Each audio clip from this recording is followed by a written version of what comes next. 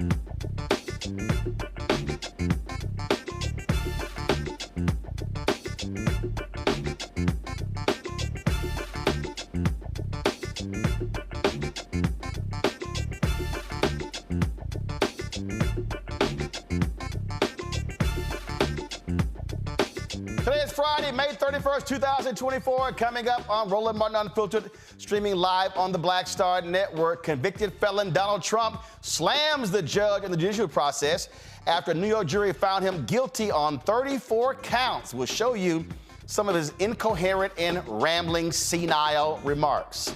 Also, a former producer for The Apprentice said that Donald Trump used the N-word in reference to Kwame Jackson winning The Apprentice. Kwame joins us right here on Roland Martin Unfiltered. Major League Baseball records have shifted since the incorporation of the Negro Leagues. We'll talk with the grandson of Josh Gibson right here on the show. Plus, a Michigan judge is confused by a brother driving during his virtual hearing after his license was suspended. Damn, that brother's dumb. Plus, we're to talk about Black Voter Turnout and what needs to happen to ensure we are voting in record numbers in November. Plus, 103 years ago, today and tomorrow, one of the bloodiest acts of domestic terrorism in American history took place in Oklahoma. We'll remember the Tulsa Race Massacre. It is time to bring the funk. I'm Roland Martin Unfiltered on the Black Star Network. Let's go. He's got it. Whatever the biz, he's on it. Whatever it is, he's got the scoop, the fact, the find. And when it breaks, he's right on time and it's rolling. Best believe he's knowing. Putting it down from sports to news to politics. With entertainment just for kicks, he's rolling. It's on go, roll, roll, y'all. It's Roland Martin, yeah. Rolling with Roland now. He's funk, he's fresh, he's real, the best, you know he's Roland Martin now.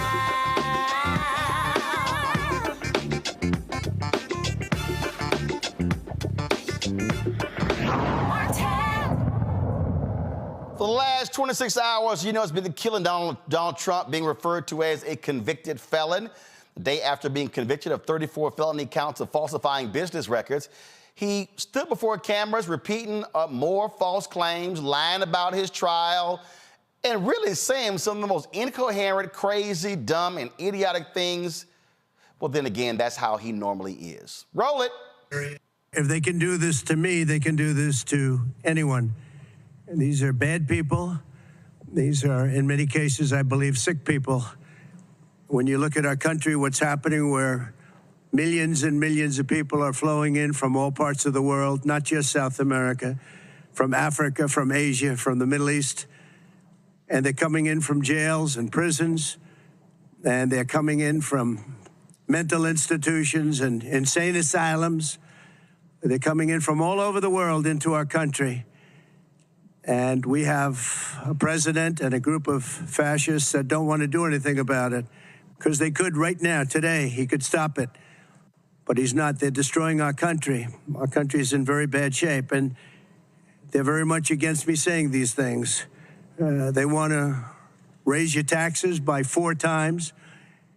They want to stop you from having cars with their ridiculous mandates that make it impossible for you to get a car or afford a car.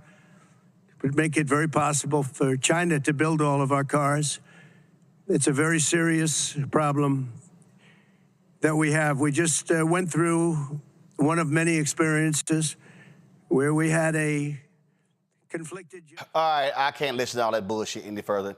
President Biden went before the cameras today talking about a potential deal in the Middle East to stop the war there between Israel and Gaza, but he also addressed the conviction of the Orange One. The American principle that no one is above the law was reaffirmed. Donald Trump was given every opportunity to defend himself. It was a state case, not a federal case, and it was heard by a jury of 12 citizens, 12 Americans, 12 people like you, like millions of Americans who served on juries. This jury is chosen the same way every jury in America is chosen. It was a process that Donald Trump's attorney was part of. The jury heard 5 weeks of evidence, 5 weeks. And after careful deliberation, the jury reached a unanimous verdict. They found Donald Trump guilty on all 34 felony counts. Now he'll be given the opportunity, as he should, to appeal that decision just like everyone else has that opportunity. That's how the American system of justice works. And it's reckless, it's dangerous, it's irresponsible for anyone to say this was rigged just because they don't like the verdict. Our justice system has endured for nearly 250 years, and it literally is the cornerstone of America, our justice system. The justice system should be respected, and we should never allow anyone to tear it down. It's as simple as that. That's America. That's who we are. And that's who we'll always be, God willing. Well, and of course, you know it kills Donald Trump to see these newspapers, the front pages all across the country. Look at the Washington Post, Wall Street Journal, USA Today, LA Times, Chicago Tribune, Palm Beach Post, Tampa Bay Times, you name it. They all saying Trump guilty, guilty, guilty. Has to drive him absolutely crazy. Now, folks, the day this actually happened, a longtime producer of The Apprentice came out and stated that his non-disclosure agreement had expired, and he came out and said that he personally heard Donald Trump use the N-word in reference to the potential winning of Kwame Jackson potentially winning The Apprentice. Now, that was talked about in 2016. People said, well, there was these rumors, but this was the first time you actually had someone on the record say they heard him say it. He said there are tapes. And so, joining us now from Spartanburg, South Carolina, is the first runner-up on the first season of The Apprentice, Kwame Jackson. Always good to see you. Scott Bolden should know, see, I don't mind having Kappas on the show. You don't always got to give it to you, Roland. Well, you don't always got to. Come on now. You know I had to go ahead and reference that. And look, I even got on my little ode to 1906 black and gold, bro. I tried to work with you. Remember, without Alpha, y'all just Kappa Psi. We always do this. We start with this. Come on now. That's how we do it. Always good to see you. First off, I just got to get your just thought. I had Randall Pinkett on yesterday. I just got to get your thoughts and reaction. Really, for the first time, where Donald Trump is being held account for his actions, and there were 34 of those counts. That's why I'm rocking my Earl Campbell number 34 jersey today. Okay, I like that. I would go. I would go with Peyton. I would go with Walter Payton, number 34, but I respect that you're from H-Town. There you go. I respect. There you go. Put it together. I feel like most black people feel. You're one of the voices of Black America, and I feel the same. I feel like this is a jubilee moment, brother. I feel like this is the first time you can have somebody who needs to be held to account and actually see that person go into the system, see the system actually work, and then get a conviction on 34 counts of the other side. Now, the second part of that system is what we have to worry about, which is, what is the sentencing going to be? Is he going to do any time in jail? Is it going to be community service? Is it going to be house arrest? Hopefully, it'll be some assortment of those options so that we can see some accountability beyond just probation and a check. He had this news conference today and blaming everybody and deny. I mean, you swear he is perfect. He's done nothing wrong and everybody else just lying. Oh, I don't owe any small businesses. I didn't do this. I didn't do that. That right there, if you are a supporter of him, you are just accepting the fact that you are backing an utterly delusional individual. Yeah. If it walks like a duck and it quacks like a duck, then we already know the rest. And it's like people start to do all kinds of mental gymnastics to get themselves in a position to control their own mental frame around how they want to see the outcome. So whatever the Pied Piper tells you, you start dancing to the beat. So we already know that installed base of America, we can't go after that. We can't change those people. All we can focus on is the 7 key swing states, the people who are in the margins, the Philadelphia suburbs, the Milwaukee suburbs, the Phoenix suburbs, and getting those voters on the margin to swing this election, even in my home state of North Carolina, or even now in South Carolina. I've been interfacing with a lot of people on social media. Folks obviously have been talking about this. We've been getting a big kick out of this. There are all sort of memes that have been going around. I saw a pretty funny one. Somebody at where, do y'all have that photo of the Trump shoe? Y'all had that photo. Somebody. I've seen a prison cell called Bar-a-Lago, which is good. That was a good one. I saw Trump Tower with the prison tower watch where it was called Trump Tower in the middle of the prison yard. There's been some real good ones. There's the 34 counts. You saw the 34 counts with the count from Sesame Street. I like this one right here. Somebody put the ankle bracelet on one of them golden Trump shoes. That was pretty good. And again, folks are having a good time at it, but the point that you're making there is the ultimate way to shut him up and shut him down and to inflict even more pain on him is to give him that second L in November.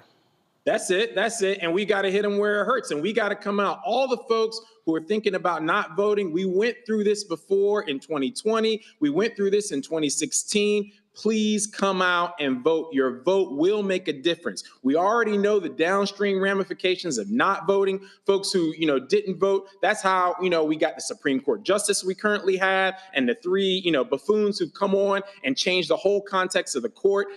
Even at the local level, whether it's your county commissioner, supporting folks like Fonnie Willis, your local district attorney, all those are local voting decisions that need to be made. So people need to give them that second L, like you said, and come out in the fall and, hit the jumper when it counts.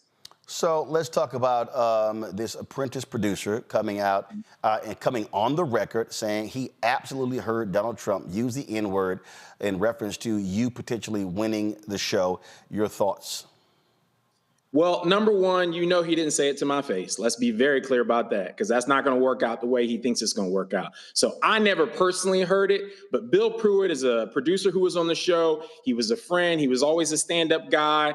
And, 20 years later, look, it's a day late and a dollar short. So he's not going to get any profiles encouraged, John F. Kennedy style, from me for coming out, 20 years later when he had that information that could have helped the election. I always talk about in the spirit of Memorial Day, right? Who do we give medals of honor to? The people who show courage, people who run towards charging the hill, or the people who hide behind the machine gun? So for me, Bill Pruitt, he hid that information for a long time, regardless of NDA, because leadership and courage is stepping up in the moment and making a decision that may even be with a detriment to yourself. So, Bill, I love you, but, that's not necessarily going to get you, a lot of love with me. In regards to what he actually said, using the N-word, that's not even the question we should be asking, whether it happened, whether it didn't. That's very fifth grade energy. Ooh, your mama's so fat jokes on the bus. That's not what's important, whether he called me the N-word or not. What's important are the downstream ramifications of his racism, creating that environment of permission, creating that permission structure for America to go to its most evil places. We saw that in Charlottesville. We saw that with migrant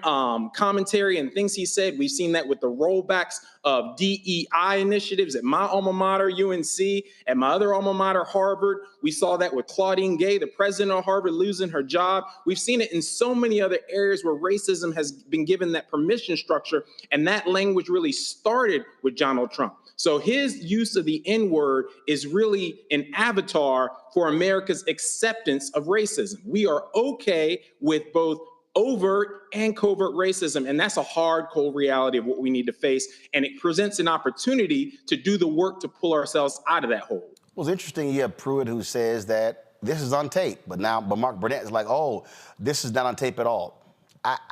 Look, I don't think for a second that Mark Burnett would even release those tapes. He's done everything he could to protect Donald Trump and supporting him for the past 8 years. Yeah, Mark Burnett, look, has never been, some huge fan of mine. I've never been some huge fan of his. I feel like he's always focused on protecting the Apprentice brand, protecting Donald Trump, and focusing on his money and his next producer deal. So Mark Burnett also is not going to get a profile encouraged from me.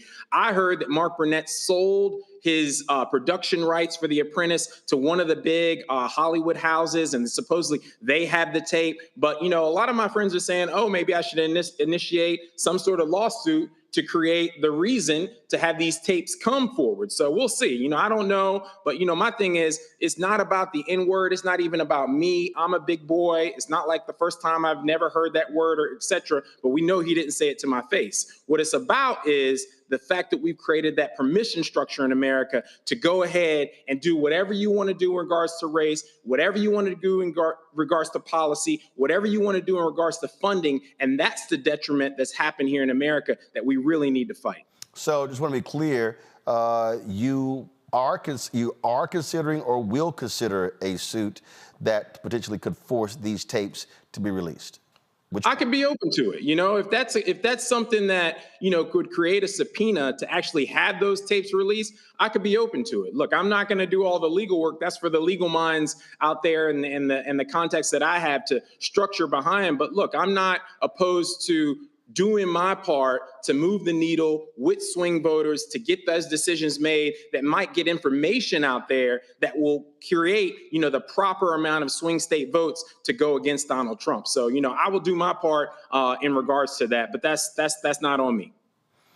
It has certainly been quite a crazy, frankly, decade, if you will. He flirted running for president in 2011, chose not to, announced in 2015. And I said when I was on ABC this week, I said the Republican Party, they've allowed evil to consume evil into their home, and now it has consumed them. So that now they have to deal with it. But the reality is, what I also say to a lot of our folks and conscious folks who are white, Latino, Asian, Native American, that what this man wants to do, there is no bottom. He has no bottom. There's no such thing as, he'll learn his lesson, even when it comes to this guilty plea. And so to inflict pain on him is to do the one thing that he absolutely despises, being publicly ridiculed and losing. Yep, I definitely agree with that. The fact that what we can do is to do our damage at the poll in November. We can definitely do that. We also can do our damage by what we did to get this court to move forward with those 34 convictions. So essentially we've done that part, but now, like I said, let's hope that the sentencing is just as hard. But being able to constrain Donald Trump, to constrain his freedom of movement, his freedom of travel, his freedom to communicate, that's going to be something that he's never experienced in his life. And that's what I'm actually, frankly, looking forward to, because he pursued people like the Central Park Five with that same scarlet letter C, right? Convict, somebody who can't be trusted. You're a felon. You've done all these things wrong. You are evil. You're scum. He put that scarlet letter C on that Central Park Five, and now he has to wear that Central Park, that scarlet letter C that he tried to put on them, and he has to experience the system that he tried to put people in who rightly did not have any reason to be in there. That's something, a false narrative that he pushed that essentially now is coming back on him. All right, then. Kwame, always good to see you. And folk keep asking me if I'm going to bring my ascots back. Are you still doing your line of ties and stuff like that? Those are collector's items now, Roland. It's all about if people could find them, they have to find them like on eBay or whatever. But no, it was a good run, made a little money, and, moved on to other ventures. All right, then. Well, look, always good to see you. Keep giving them hell. And you don't look too bad in that black and old gold. Yo to the news.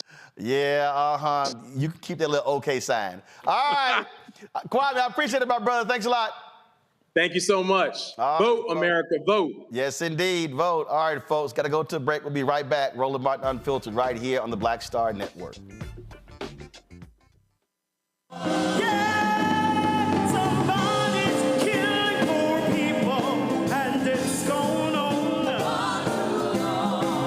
When COVID happened, poor people were dying at a rate already of 800 people a day. Before COVID, if you went to a funeral every single day, it would take you 600 years to attend all the funerals of the people who will die from the ravages of policy violence, poverty, and low wages in America in just 1 year. It would take you 2 years and 19 days to go to all of the funerals of the people that will die today, and oftentimes silence. Nobody talks about this political genocide, but we are determined today to remember their death and be a resurrection of voting power and voice power like never before. Economic justice and saving this democracy are deeply connected. We, as a nation, must listen to the demands of the poor, who are pushing and will continue to push political candidates and elected leaders to lift from the bottom so that everybody can rise. We are the the poor, the marginalized, and the underpaid. And we are taking one step forward to say that everybody has a right to live. Poverty is not the fault of those who are impoverished. It is caused by those who make the policy. There are over 135 million poor and low-wage, low-income people in this nation. The biggest block of potential voters by far is low-income, low-wage voters. I can't afford medicine. Sometimes I have to skip because of the cost. The farm worker community is tired of the violence imposed upon us by greed, exclusion, and denial of basic human rights. Those folk that represented by that casket, poor and low-wage workers who are the most moral people in this country because they go to work every day believing, even though going to work is hazardous to their health. I'm tired of working 70 to 80 hours a week and still not have money for the necessity of bills. I'm tired of getting sick and not being able to go see the doctor. Having to make a choice to pay between rent or the light bill or food or clothes. You cannot claim to care about families and a culture of life and then do everything in your power to rob people of equal access to resources and to force them to live in poverty. Leadership of both parties had waged war on poor people and low-wage workers. And this government has treated people experiencing poverty, including their military families, with disdainful, deliberate, malicious neglect. So the truth is that my son died from poverty. We refuse to accept poverty as the fourth leading cause of death. The fourth leading cause of death in this, the richest country in the world. We march today for our children and the generations to come. And we need to do it with the loudest voices possible, the biggest actions possible. We will voice our demands and register our vote. When we stand up and when we stand together, things change. There is the electorate that is, and then there is the electorate that should be. 34 million eligible poor and low-income voters did not vote in 2016. If just 20% of those voters in swing states were mobilized around an agenda, they could change the political outcome of every election. So we're launching the most massive voter mobilization and turnout campaign in history of poor and low-wage voters, allies, and religious leaders. People are dying, but we know it doesn't have to be this way. And so we are calling on everyone to join us in this Poor People's Campaign, a national call for more revival. We are here, we will be seen, we will be heard, and our power will be felt. We don't need to be an insurrection. We are a resurrection that will be felt across this country. Are you ready? Ready? Ready? Ready? We are a resurrection, and we are ready.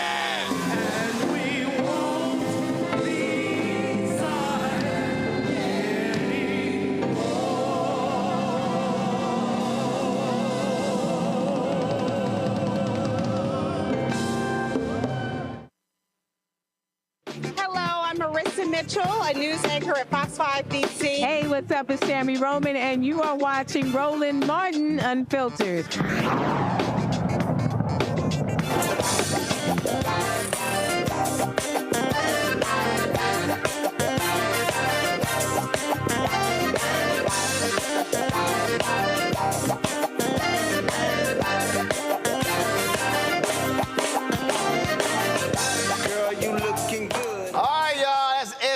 With the slow wine, but we ain't got a slow wine here. Y'all know we got to bring the funk today. Ooh, I am loving all of the videos and the memes just dogging Donald Trump. Hillary Clinton had this to say last night. Thank you. Thank you so much. Anything going on today?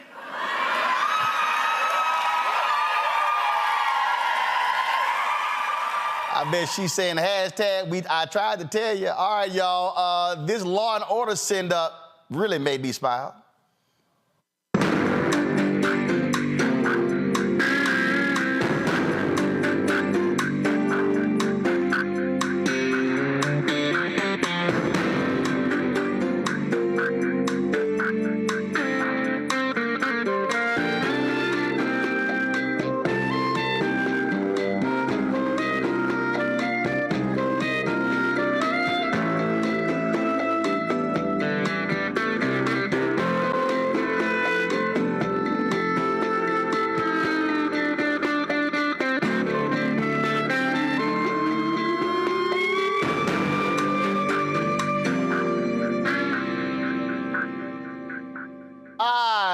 came from The Tonight Show. I paid hush money because I've had a lot of fun. I fought the law, and the law won. I'll be taking naps until it's all done. I fought the law, and the law won. Somehow I'm still allowed to run. I fought the law, and the law won. I fought the law, and the law won. Take me home, mommy. Oh, my man Waloney has dropped this song using AI. You guilty as hell. One count, you're going to jail.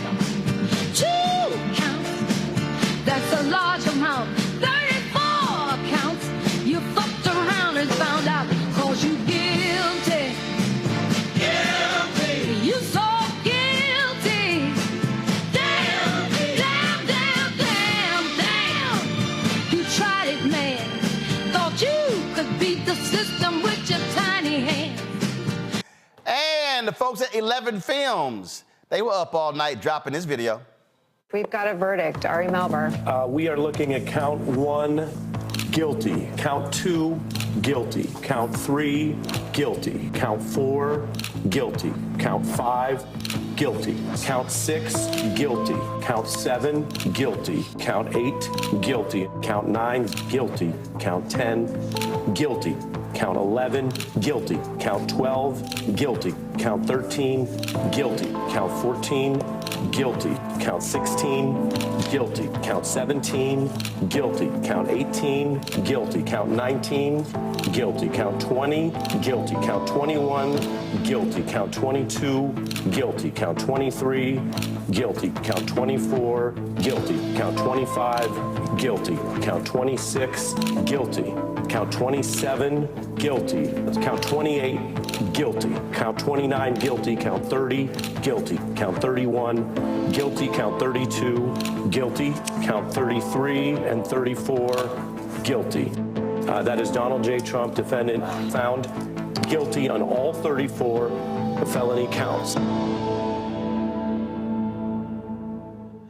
Oh, my goodness. Don't you just love it? That's why, again, I'm rocking the Earl Campbell throwback jersey from the Houston Oilers. Of course, he was number 34. And so I just love it. I love it. I love it, y'all. Look, y'all see this here? Somebody posted this pretty damn funny here. They put some prison bars over Donald Trump's star on the Walk of Fame. That's pretty cool. And then I thought this photo was absolutely great because, you know, he's talking about appealing. Here's the problem. These are the judges of the Manhattan Appeals Court. 5 black women. Good luck with that appeal, player. Dr. Niambe Carter, Associate Professor, University of Maryland School of Public Policy out of D.C. Michael Imhotep hosts the African History Network show out of Detroit. Jelana Jones, Texas State Representative and lawyer out of Houston. Glad to have the 3 of y'all. Niambe, I'm cracking up laughing because MAGA has been losing their minds. I mean, the crying and the wheezing and the whining and the threatening. I mean, they have been losing it. And I'm sitting here going, I'm confused. Y'all are literally defending somebody who cheated on his wife, slept with a porn star, lasted 90 seconds, then asked his attorney to pay a hush money, hid the payment, breaking campaign finance laws, and that's y'all martyr?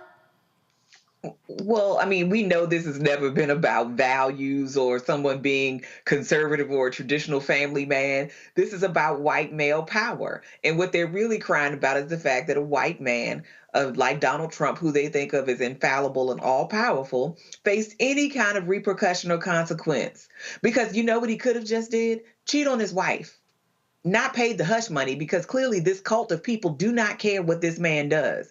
Instead, he committed a crime to cover up something that, quite frankly, seemed to be right in his wheelhouse. This has never been a man known to be faithful in his marriages. I mean, we've seen the transcripts from the various memoirs from Marla Maples to Ivana Trump. So I don't know what this was about other than the fact that these people can't stand that their leader, if you will, lost, because they treat him almost like a deity. But I mean, you know. That's the route he found out. Michael, if you really want to see a video of a really just shameful and pathetic black man, is this dude right here. I can't believe the hoax, this sham, this absolute injustice justice system. D.A. Bragg and the judge should be ashamed of themselves. This isn't just ridiculous. This actually erodes the confidence that Americans have in the justice system. Unbelievable. Unfreaking believable. But good news is coming. D.A. Bragg, hear me clearly. You cannot silence the American people. You cannot stop us from voting for change. Joe Biden's injustice, Joe Biden's two-tier injustice system, weaponizing the justice system of the United States of America against a political opponent, un-American. Joe Biden, you're fired. We the people stand with Donald Trump. I can't believe the hoax, this sham, this absolute injustice. Here, how dare you? I mean, this is an abomination. This is a sham, like my engagement. I mean, what am I sitting here talking about? I mean, this is just ridiculous. I mean, Joe Biden, how dare you? No, put Tim in the box. How dare you? I can't believe y'all did this to my man. All the ass that I've been kissing. I've been sitting here backing this man. I mean, I've been sitting here. I mean, what is wrong? How dare y'all do that to my patron saint? What's wrong with y'all? This ain't right. This ain't fair. Y'all gonna keep me from becoming the vice president. I can't believe y'all did this to my man. What's wrong with y'all? This is not the United States of America. This is a banana republic, and this don't make no sense. I'm highly pissed off. This is the most bass I've had in my voice ever in my life, and this is just wrong, wrong, wrong. Damn it, I need a lollipop. Michael, go ahead. This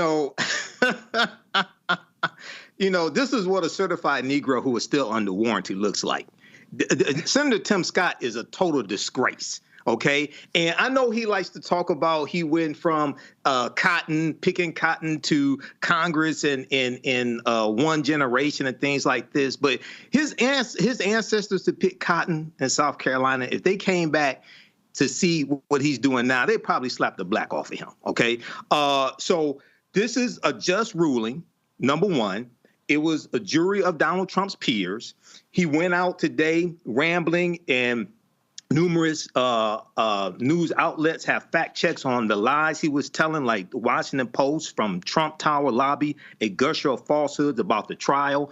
And then also keep in mind that during the 2016 campaign, Donald Trump was saying, Hillary Clinton's emails, but it was Donald Trump's own State Department. And I'm looking at the article from the New York Times, October 18, 2019. State Department inquiry into Clinton emails finds no deliberate mishandling of classified information. Okay, so it's very interesting why he wanted to hang that over Hillary Clinton's head during the 2016 campaigns, and we found out his own State Department exonerated her. He gets busted trying to influence the 2016 campaign. Okay, so this goes beyond paying just quote unquote hush money to an adult film star. This deals with trying to suppress information that he knew and his campaign knew would drastically influence the 2016 campaign against him. He was already saying he was losing votes with women after the Access Hollywood video came out. We have to use this as a teaching opportunity, because these videos and things like this, these are good. But if his ass wins the presidency in 2024, we're all going to be crying. Okay. And then lastly, I saw the picture and the meme that you posted about the 5 African-American female judges. I posted an article about this. they're 5 of 21 appellate court judges.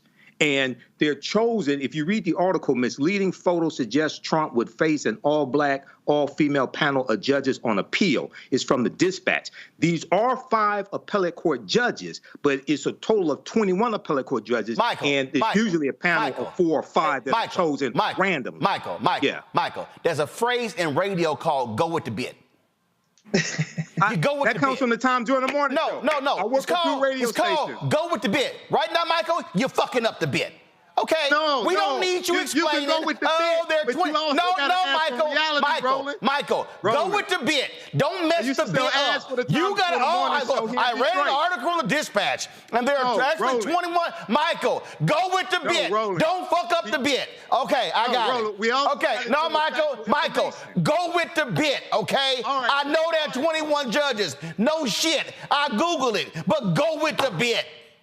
I'm providing evidence. Damn, you Sigmas, yo, fuck shit up. Go with the bit. No, we don't. Yes, you do. No, all right, go with the bit. Anyway, all right. Now, if y'all want to see somebody totally out of control, is crazy deranged Megyn Kelly. This is her last night on News Nation, and talk about just trying her best to kiss Trump's ass. Organization wrote down legal expenses from the drop-down Adobe menu, and that made as much sense as anything else because hush money wasn't an option. He was paying his lawyer who had made the payment to Stormy Daniels, and he was, I believe, reimbursing her, though he denied that, reimbursing him, though he denied that on the stand. I don't think there's anything wrong with doing that. I think you pay your lawyer money because he outlaid money for you. You could easily classify that as a legal expense. No matter what it's for, right? Even if it's illegal conduct, you can just put it, it's a legal expense, right? This wasn't illegal. There's nothing illegal about paying hush money for an NDA. It's done there's not. all the time. But when you're doing it to protect your campaign, it is. That's the difference. No. What law are you citing, Dan? Campaign finance laws. You're not allowed to give the... You don't know what you're talking about. What are you talking? You're wrong. Explain to me. Let me explain Tell me what I'm getting wrong. Tell me what I'm getting wrong. When you're spending $130,000... I'll explain. Go ahead. I get it, because you're saying that there are limits to the campaign contribution somebody could make, and this has exceeded them, and then they hit it. I understand. That's his theory. However, this has been wrong from the start. Yeah. It does not amount to a campaign contribution if it is the kind of payment that could ever be made outside of the campaign context. That's not the standard. The standard is substantiality. It's not. It's substantiality. No, it's not. Yes, it is. You're wrong. Okay. No, it's not. Well, I guess we're going to have to agree to There's been Supreme Court precedent on this. Talk to Brad Smith, who was the Jelana, she can just run her damn mouth all day. Here's what we know. His ass guilty. 34 times. Absolutely. But here's what's killing me, man. I swear on my mama, I need some grapes, some crackers, and some brie to go with all this damn whining that they're doing. It makes not a lick of sense. And first of all, I don't know why they whining, because other people, because my other job as a part of being a state representative is I'm a criminal defense lawyer for 29 years. When you get convicted, they normally give you bond conditions. You don't get to just walk free, keep your passport, go and speak everywhere, talk bad about the judge. You don't get to do that. Other people would be locked up. So they should be shouting hallelujah that he's getting special treatment. That's one thing that's incredibly bothersome to me. They talked about Mark Burnett. I don't know if you remember this, Roland, but I was on a show called Survivor. And back on Juneteenth of 2020, a number of Black survivors sued, well, we started negotiating and threatened to sue Survivor, Mark Burnett, Jeff Probst, because they were anti-Black. And as a result of that, all of a sudden you see diversity. So I have the documents if you ever want to talk about that. So Mark Burnett, even in other shows that he has had a bias against Black people specifically. So this whole 34 counts, most times that doesn't happen, right? You have a whole bunch of counts, they throw something out.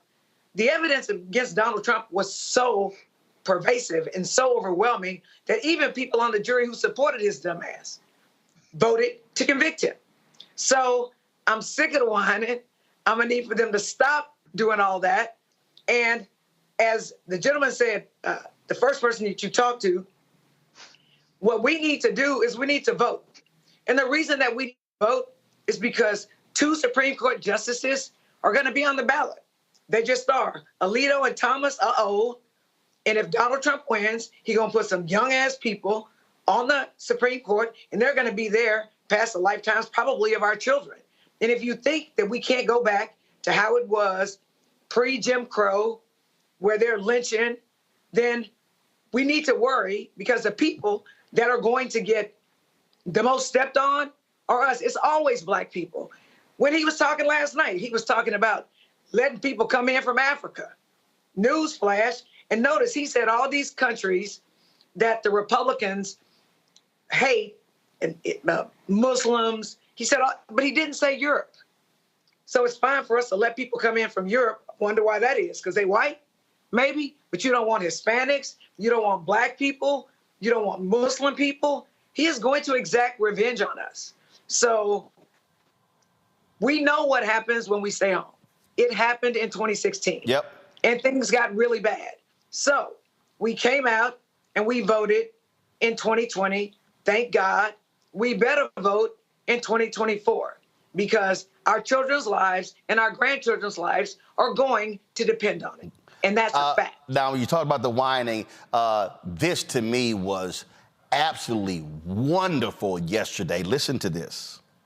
I want to get John in for one final comment. If there is a conviction, what happens to markets tomorrow? Very simple. I think markets crash tomorrow if there's a conviction, but I think they will bounce back, because, look, even if they put Donald Trump in jail, I think the American people will vote him into president. We will vote him into the White House right out of the New York City jail. It's an outrageous trial, and people can see. But if there's a conviction, you think there'll be a crash? I think the markets will do very badly. What are you talking about, a 1,000-point loss? I think we'll see at least a 2% drop. Okay. John Carney, I want to thank you. That was y'all John Carney. John Carney said the markets are going to crash. They're going to tank. They're going to be down 2%. Here we go to my iPad. The Dow gained 600 points today, y'all. So all that nonsense didn't happen. Do y'all see how crazy these people are? Understand, they predict doom and gloom, and it was up 600 points. Let's beat his ass by at least 400 electoral college votes, because again, that's the way you really stick it to him. All right, y'all, I got to go to break. We come back. We're going to talk about Major League Baseball. Josh Gibson, of course, now sitting at the top, several different records. We're chatting with his grandson next, right here in Roland Martin Unfiltered on the Black Star Network. Support us in what we do, folks. First of all, join our Breed the Funk fan club. Our goal is to get 20,000 of our fans contributing on average $50 each for the year. That's $4.19 a month, 13 cents a day. Y'all ain't getting this kind of show nowhere else. You don't have this much flavor and this much color on MSNBC, CNN, Fox News, ABC, NBC, CBS, Young Turks. We know ain't no black-owned media doing anything like we doing. None of them. Not Ebony, not Essence, not The Griot, not Black Enterprise, not Blavity, not any of these folks. They ain't doing what we do. This show 2 hours a day, plus our weekly shows, the content we do, the Rolling with Roland interviews that we do with all kind of great folks. Mark Curry is in the control room right now. Y'all, he's performing in D.C. this weekend. Go to the app. You can see my one-on-one interview with him. Y'all, ain't nobody doing this here. Your support is critical for us to do what we do. Everybody who gives during the show, hit me up, and we are going to shout you out. P.O. Box 57196. Check-in money orders. P.O. Box 57196. Washington, D.C. 20037-0196. Cash App, $RM Unfiltered. PayPal, R Martin Unfiltered. Venmo is RM Unfiltered. Zelle, Roland at RolandSMartin.com. Roland at RolandMartinUnfiltered.com. Download the Black Star Network app, Apple phone, Android phone, Apple TV, Android TV, Roku, Amazon Fire TV, Xbox One, Samsung Smart TV. And we come back, some breaking news out of Florida in the case of Airman Roger Forston, who was shot and killed by a sheriff's deputy. I had that for you when we come back. You're watching Roland Martin Unfiltered. Back in a moment. Fanbase is pioneering a new era of social media for the creator economy. This next generation social media app with over 600,000 users is raising $17 million, and now is your chance to invest. For details on how to invest, visit startengine.com/fanbase or scan the QR code. Another way we're giving you the freedom to be you without limits. Now streaming on the Black Star Network. If you look at all of the best mans, the movies, and then, of course, series on Peacock, why do you think it resonated so well? Well, I think it's a reflection of us. You know, I think it's a reflection of authentic black people, the way they see themselves. And in some instances, aspirationally so.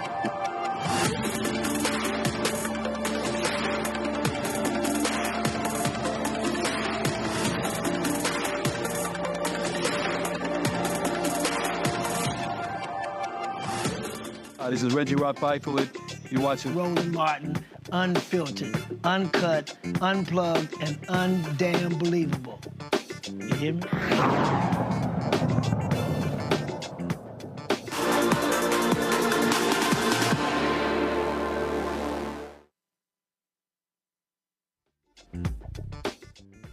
Folks, breaking news out of Florida. The deputy sheriff who shot and killed Airman Roger Fortune has been fired. He has been fired by the sheriff's department for using unreasonable, deadly force. The sheriff's office have made this decision, made this announcement today, just moments ago. He's Okaloosa County Sheriff Eric Aiden fired Deputy Eddie Duran, who shot Fortune on May 3rd. After responding to a domestic violence call. This is the body cam footage here when he showed up on the scene. The sheriff here, of course, Fortune opened the door. Only then the deputy yelled, "Drop the gun." The sheriff's office said in the statement, Mr. Fortune did not make any hostile, go to my iPad, this is from Associated Press. Mr. Fortune did not make any hostile attacking movements, and therefore the former deputy's use of deadly force was not objectively reasonable. This tragic incident should have never occurred. The objective facts do not support the use of deadly force as an appropriate response to Mr. Fortune's actions. Mr. Fortune did not commit any crime by all accounts. He was an exceptional airman and individual. Quickly go to my panel, Jolanda Jones. First of all, now it's time for the DA to get involved here. This officer should be indicted. He should be indicted, but the sheriff's department is trying to cover their butt, right? That's what they're trying to do. But also, I mean, you shoot a person who's in the military. Bad optics, bad optics. So right now, I think that and there's also been a lot of pressure about it. So this has a lot to do with what it looks like. It remains to be seen what kind of settlements they're going to offer or anything. But we've got to wait until a trial. And I just think that as more and more of these things happen, the only people that are getting shot for the most part are us. Doesn't matter what we do. It doesn't matter if we're military heroes. Right. It doesn't matter any of that. And so it's going to get worse and worse and worse. But it's unacceptable. The sheriff's department is trying to cover its own ass. And I'm just waiting, and I'm thankful that he has the lawyers or his family has the lawyers that he have, because it's just wrong on all levels. And I'm still trying to figure out, when are police officers going to value black life? Why are they always shooting us when we're not doing anything? When white folks can kill people, shoot up churches, and they manage to bring them in and feed them no matter what. So it's a problem to me, and the sheriff's department, as I say it again, for the third time, is covering their butt. But let's see how this all shakes out. Henry, go back to my iPad. This is the Associated Press story. According to a sheriff's report, after the shooting, when other deputies arrived to render aid, Duran walked to the breezeway outside the unit and struck a wall with his right fist, saying, "Fuck." An investigator later asked him why he did that, and he said he thought that he was about to get shot. It was just kind of letting out whatever, built up emotion and frustration. He said, according to the internal report, it was just one of these things where, as I'm standing there thinking I'm about to get shot, I'm about to die, he said. Once said and done, it was all the emotion going, oh my God, like just let it out, he said. Niambi? I mean, this is the kind of thing that often happens with police officers. All they have to usually say is they were afraid, they were scared, and then it's all good. And in this case, you know, it's a shame that you kind of have to have a perfect victim for anybody to be willing to hold police officers accountable.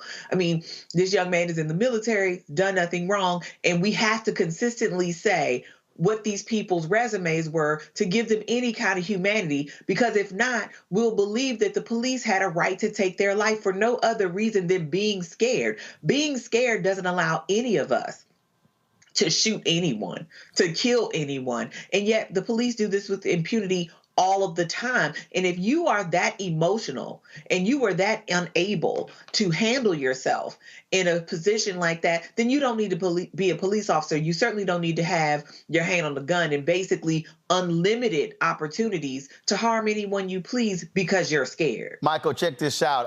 According to the AP story from 2003 to 2014, Duran served in the U.S. Army. He served in Iraq. He also worked in military intelligence, moved into military law enforcement, received an honorable discharge, served in law enforcement career in Oklahoma, worked as a police officer and a K-9 officer from 2015 to 2019, fire marshal in Oklahoma, joined the sheriff's office in 2019, resigned 2 years later, rejoined the sheriff's office 11 months ago. Sorry, no excuse. He had all the, you always hear training, training, training. He had all the training in the world. No, he was trigger happy. He should have never, ever had a gun. Yeah, there's a number of things wrong here. And, you know, Benjamin Crump has walked us through the case and on various platforms. So, yes, he should have never had a gun. Also, it appears that the officers went to the wrong apartment in the first place. But then the other thing is Fortson is a lawful gun owner. He's holding the gun in his hand, but is pointing down at the ground. So there is also going to have to be, and I don't know how this is incorporated into their training now. And even though we don't have nationwide standards for police training, they'll also has to be incorporated. What happens when you come to somebody's home and you have to think this could be a lawful gun owner at the same time? Okay, how do you engage? How do you proceed? So this person, yeah, I think the department is trying to cover their behinds, and the DA needs to get involved, and it looks like he needs to be prosecuted also. Hopefully justice will prevail here once again. And again, folks, the breaking news, the deputy sheriff in Okaloosa County who shot and killed Airman Roger Forston, he has been fired by the sheriff there, saying that he used unreasonable force in that particular shooting. Again, the quote, this tragic incident should have never occurred. We'll be right back on Roland Martin Unfiltered on the Black Star Network.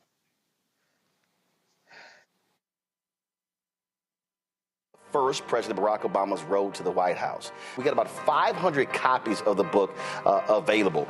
And so this actually is all of the coverage of the 2008 election. But the other thing is this here. I talked to folks like Malik Yoba, Hill Harper, Erica Alexander, Kevin Lau, Spike Lee, Tatiana Ali. There's a lot of behind-the-scenes stuff in here as well, where I talked about some of the stuff that went down at CNN. Also, when you go through here, a lot of the photos that you see in here, photos that I actually shot, photos that were my time at CNN. And so what I decided to do, because one, I published the book and I own it myself, is that so I said, you know what, I'm going to slash the price to $10. I'm not reprinting the book. So once we are sold out of these 500, that's it. They're gone. So you can go to RolandSMartin.com/the first to get a copy of this book. Everybody who orders this book through the website, not on Amazon, only through RolandSMartin.com. I will personally autograph and mail you a copy of this book. It's all of the covers, the actual interviews that I did with him. And just to show you, of course, when it came out, there's actually even in here the interviews that I did with him and Michelle Obama, which won TV One cable networks its first 2 NAACP Image Awards. And so all of that for $10, go to RolandSMartin.com the first and order your copy today. Hi, I'm Jo Marie Payton, voice of Sugar Mama on Disney's Louder and Prouder Disney Plus, and I'm with Roland Martin on Unfiltered. All right, folks, the Negro Leagues announced that they're going to be integrating the records. Major League Baseball is going to be integrating the Negro League records into their records after segregating them all of these years. That's right. It took a 3-year research project on Major League Baseball to do this. As a result, Josh Gibson, the great hitter and player in the Negro Leagues, he is now going to be Major League Baseball's career leader with a .372 batting average, surpassing that of vehement racist Ty Cobb, his .367. He's going to be leading in several other categories as well, including career on-base percentage. That's going to be another one he'll be topping. And other Negro players will be also career slugging. Other Negro players are going to have their records also recognized. Josh's grandson, Sean Gibson, joins us right now. Sean, glad to have you on the show. Of course, Alpha Alpha, the brothers reached out to me from the national office, and they said, hey, get Frat on the show. And I said, Alphas are always welcome on this show. So just got to get your initial thoughts on Major League Baseball. Let's be real clear. The real Major League stars were in the Negro Leagues, but for Major League Baseball to do right by these players for fans and for the future. Yeah, you're right. We never considered the Negro League Baseball players. We always been considered major leaguers to our family. But Wednesday was a great day, not just for Josh Gibson, but for all the Negro League family members. This is a long time coming. As you mentioned, this actually started in 2020. The commissioner made the announcement to include Negro League stats into Major League Baseball record books. And now we're here 3.5 years later, and it's finally done. So it's a great day for Negro League family members, Negro League families, Negro League players, as well as fans. So I'm glad to see this happen. And for so many people, and I've said for years and told folks, listen, they called the Major Leagues, but the Negro Leagues, they were not minor. Because when you look at the MVPs after Jackie Robinson came in 1947, the Negro League players won that almost every single year. They were the most talented players. And in fact, the records also show when the Negro League teams play the Major League teams, they beat them more than any other time. Yeah, you're right. I mean, you look at the ones who made it to the majors. You're looking at Willie Mays, who played with the Birmingham Bears, Hank Aaron. Of course, the biggest name of all, Jackie Robinson. You know, you mentioned those players came from the Negro Leagues, and they were some of the most famous names in Major League Baseball. So a lot of the Major League Baseball players. Look at Satchel Paige. He came in his 50s and played in the major. So the top black players that we talk about now played in the Negro Leagues. And you're right. Some of the greatest baseball players that ever come into the majors came from the Negro Leagues, and now they're finally being recognized. It's unfortunate, though, that these records are coming down because, of course, most of the players are gone. But, you know, I know they're up in heaven celebrating and saying finally and about time that this is finally going on and this has happened in Major League Baseball. Questions for our panel. Michael, you first.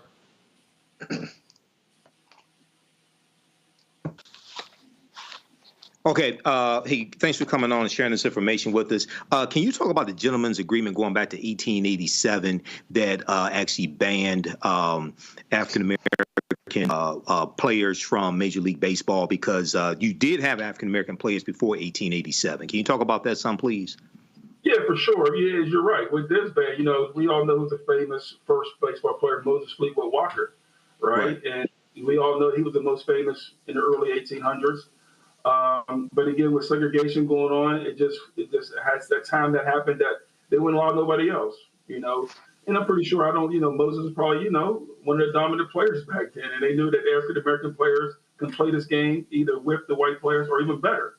And it was said that, they stopped it back then. But as we all know, Kennesaw Mountain Landis, who was the commissioner of Major League Baseball, denied over 3,400 African-Americans to participate in the Major Leagues. And so it was just a tragedy that these players never had a chance to play. Right. All right. Thank you. So how do you think this might maybe bring black kids back to the sport? My nephew played baseball, but I think part of that, I know so many people like my grandparents and others who loved baseball, and it was no small part because of black players, but that representation has been lost, gone. The greatness of these black players has been largely held up by black communities. So what do you think this may mean for black kids' interest and desire to play baseball? Well, I hope this does it does a lot for Black baseball. With these young kids nowadays, there's not a lot of Black kids playing baseball right now. A lot of Black kids are playing basketball and football. But right now we're trying to get more kids playing baseball. There's a new video game called MLB The Show that focuses on the Negro Leagues. So, it's more about educating these young people about the Negro Leagues. But I think right now, even with Major League Baseball, back in the 70s, it was around 27% of African-American baseball players in the major leagues. Now we're down to about 6 or 7%.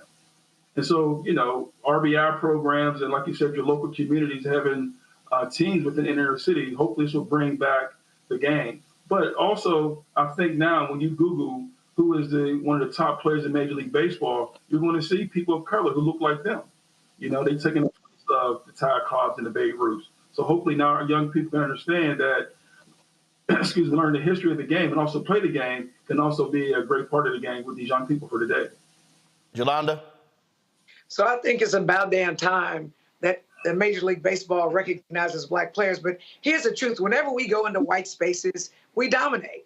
I mean, all you got to do is look at Venus and Serena, Tiger Woods. I mean, you look at when we're allowed, when they had segregated football, they get a Black guy in football. Next thing you know, the Southwest Conference got Black people everywhere because they just want to win. So I would actually not at all be surprised if the white people had to play against the Black people, then Black people probably have all the spaces. That's just what happens. And I'll also say that the Black people, the ones that got into Major League Baseball before it was more of a thing, think of the racism that they had to deal with, the anti-Blackism, how they were treated. So they did these things having to deal with racism from even their teammates. Because trust me, there were people who believed that they were there and they shouldn't be there. But when it comes to are Black kids going to play baseball more, I know, for example, here in Houston, the cost of going to a Major League Baseball game is not affordable. I mean, it's just not. But anybody can have a football and they can play football out in the streets. And even when I go look at college baseball, say at the University of Houston, you just don't see a lot of Black people because it's never been pushed to us like that. At least when there was the Negro Leagues, the kids knew I can play baseball and I can play in the Negro Leagues. So I think that we have to do a lot, but I also think that we just don't know the history. Like sort of generally, we don't talk about history, and they damn sure ain't learning in school now with this attack on DEI. So I think it's going to take a lot from our community in order for us to get Black kids to appreciate baseball and to play baseball, is what I think. Sean? Well, you made a lot of good points. I mean, the first thing is, as you mentioned, that, the segregation, right? I've been talking about this for the past 2 days. One thing I want people to understand is that when you see the Negro League stats, they earned those stats. They weren't given those stats, they earned those stats. When Josh Gibson did 466 in 1943, he earned that. And as you mentioned, Negro League baseball players had to endure a lot just to even get to the game and play the game. They had to endure racism, not being able to go to certain hotels, not being able to go to certain restaurants, dealing with the KKK. And they had to endure all of that and still go to the stadium and still play the game at a high level. Major League Baseball players had to do all that. And so when you talk about the difference between Major League Baseball players and Negro League Baseball players, our guys had to do over a lot of trials and tribulations just to play the game of baseball and play it very well. But for our young people, though, again, like you said, the main thing is right now is that now they will be able to see, do the research, understand. And I think the most important thing is that we have to understand the Negro Leagues is not just about stats. It's a whole bunch of history that come with the Negro Leagues. It's all about the history as well of the numbers. It's not just the numbers, but it's also the history as well. Well, absolutely. Well, this is absolutely fantastic. I'm happy for all the descendants of Negro League players, and again, for the new generation of folks to understand and appreciate the fantastic play of these athletes. And so it's always wonderful. For folks who don't know, are there any statues or monuments out there for Josh Gibson outside of the Negro Leagues Museum in Kansas City that if people want to visit? Can you tell them about that? Yeah, there's several. There's a statue in D.C. At the Nat Stadium. People always ask, well, why is there a statue of Josh Gibson in Washington, D.C.? Because the Homestead Grays actually played half their games in Washington, D.C. It was a gentleman's agreement to play half their games in Washington, D.C. There's several landmarks here in Pittsburgh as well. But for all the other Negro League baseball players, there's several landmarks in different cities. St. Louis has a Cool Papa Bell statue. Wilmington, Delaware, Judy Johnson. So there's a lot of things coming up. And actually, coming up this month, Ronnie, you may or may not know, there's a huge game going on in Rickwood at the Birmingham, which is the oldest stadium. Which is the oldest stadium in the Negro Leagues.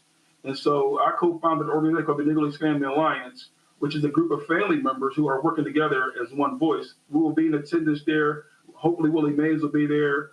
And we have two of our other players, excuse me, Mr. Ron Teasley, who's 97 years old, who plays with the New York Cubans, who will be there. So we're very excited to celebrate that at the oldest stadium in the Negro Leagues in Birmingham. And that's taking place on Juneteenth, correct? June 20th, yep. June 20th. All right, then. Sean, we appreciate it. Thanks a lot, Frat. Thank you. Appreciate it. All right, folks, we come back. Some sad news. The first grandmother, Marion Robinson, Michelle Obama's mother, has passed away. We'll tell you about that when we come back. Also, we'll talk about black voter turnout. I've been telling y'all what the fundamental problems are. We are not voting our numbers, and it's costing us politically. We're going to break that down in the second hour of Roland Martin Unfiltered on the Black Star Network. Back in a moment. Now streaming on the Black Star Network. If we look at all of the best mans, the movies, and then, of course, series on Peacock, why do you think it resonated so well? Well, I think it's a reflection of us. You know, I think it's a reflection of authentic black people, the way they see themselves. And in some instances, aspirationally so.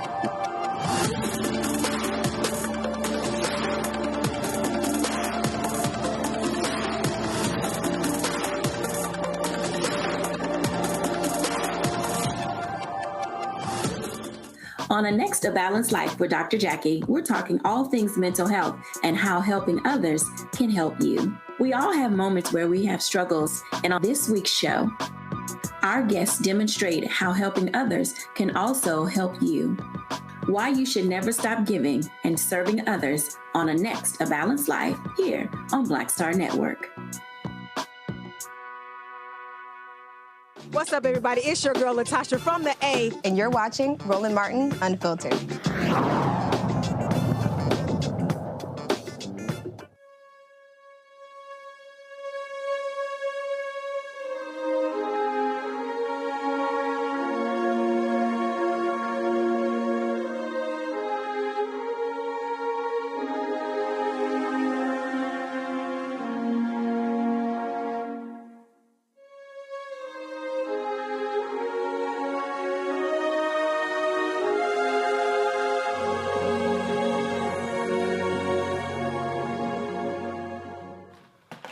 Folks, Marion Robinson, the mother of Michelle Obama, passed away today at the age of 86 years old. Many folks, of course, remember her traveling to the White House to stay there, along with her daughter, her son-in-law, as well as their two children.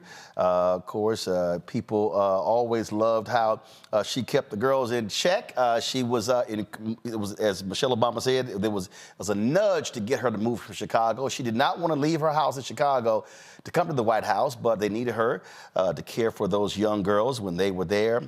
She, of course, loved being with them and doing all the work that she did.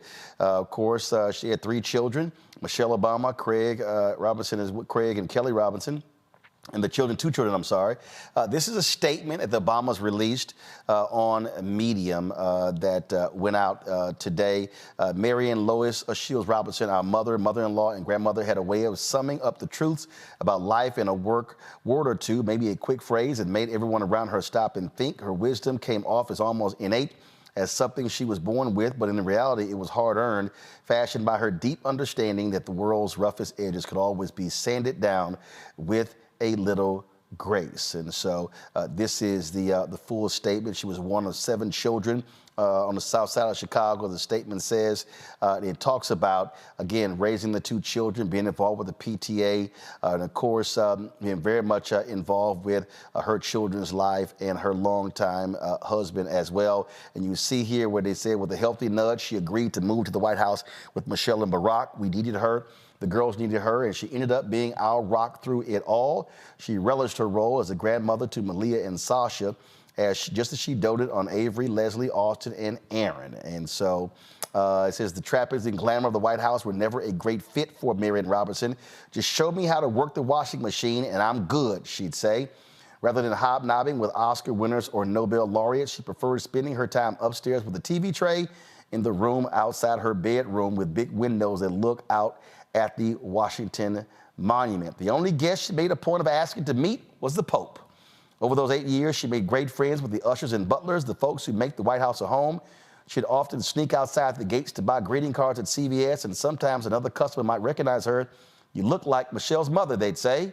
She'd smile and reply, oh, I get that a lot. And so it's a lot more to the statement here. I'll say this here, one of the funniest stories, Obama called into the Tom Joyner morning show, and we were talking, it was either right before he went on, before we taped the interview or in the end. He also talked about how she loved going to the casinos. And then he was talking, and finally he went, hold up, we may not even talk about that, so y'all go ahead and strike that from it. So I remember that we all cracked up laughing about Marion Robinson loving the casinos, and so certainly we send our condolences to the Robinson family, to the Obamas as well. Marion Robinson, 86 years old, the first grandmother passes away, and so condolences again go out to her. We'll be right back.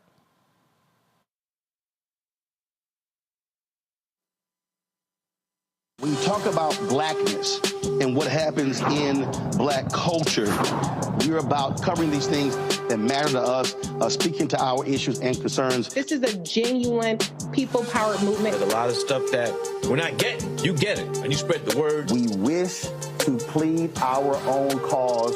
Too long have others spoken for us. We cannot tell our own story if we can't pay for it. This is about covering us. Invest in black-owned media. Your dollars matter. We don't have to keep asking them to cover our stuff. So please support us in what we do, folks. We want to hit 2,000 people, $50 this month, raise $100,000. We're behind $100,000, so we want to hit that. Y'all money makes this possible. Checks and money orders go to P.O. Box 57196, Washington, D.C. 20037-0196. The Cash App is $RM Unfiltered. PayPal is R Martin Unfiltered. Venmo is RM Unfiltered. Zelle is Roland@RolandSMartin.com. Hey, it's John Murray, the executive producer of the new Sherry Shepherd Talk Show. And you're watching Roland Martin Unfiltered.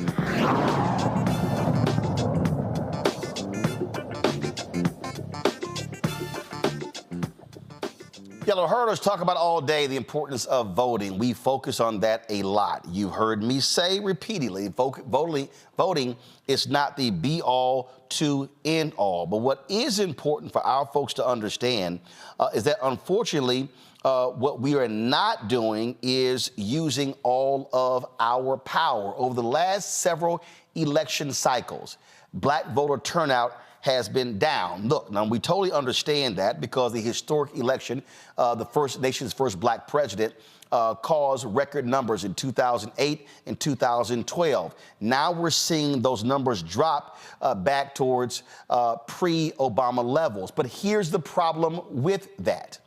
And this is where the percentage of votes that Trump got in 2016 made the difference. When you see black turnout drop, then that actually makes the 8, 10, 12, 14% that he got even more important. We're seeing right now, of course, a lot of these white polls talking about he's going to get 20, 23%. None of the black polls show that. But the problem that we have to understand is that whether we're talking about Biden versus Trump, Whether we're talking about Jeff Landry becoming that MAGA Trump-light governor in Louisiana, whether we talk about what's happening in other states, Kemp in Georgia, or county level, mayors or whatever, when black people are not maximizing our voting power, what we're doing is we are making it possible for folks who do not support our positions, who do not stand with us, to then have power and for them to then be able to determine our fate. I made that particular point as the elections were going on in Louisiana. Activist Gary Chambers was on the show talking about that. Gary posted this, give me 1 second. He posted a series of things on Instagram talking about this very issue. We kept driving this point home, and you know what? A bunch of other black media was real silent. And see, so my problem for right now is I don't want to see these black media people right now doing stories and posting tweets about what's happening in Louisiana if y'all wasn't saying a damn thing before he got elected. And there's a whole bunch of folks out there now complaining about the bills being passed, the power grab that he's involved in.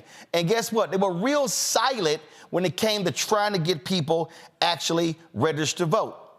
And so what do we now have? We now have a far right-wing MAGA Republican who is seizing power because they now have a supermajority in the legislature, and so they can do whatever it is that they want.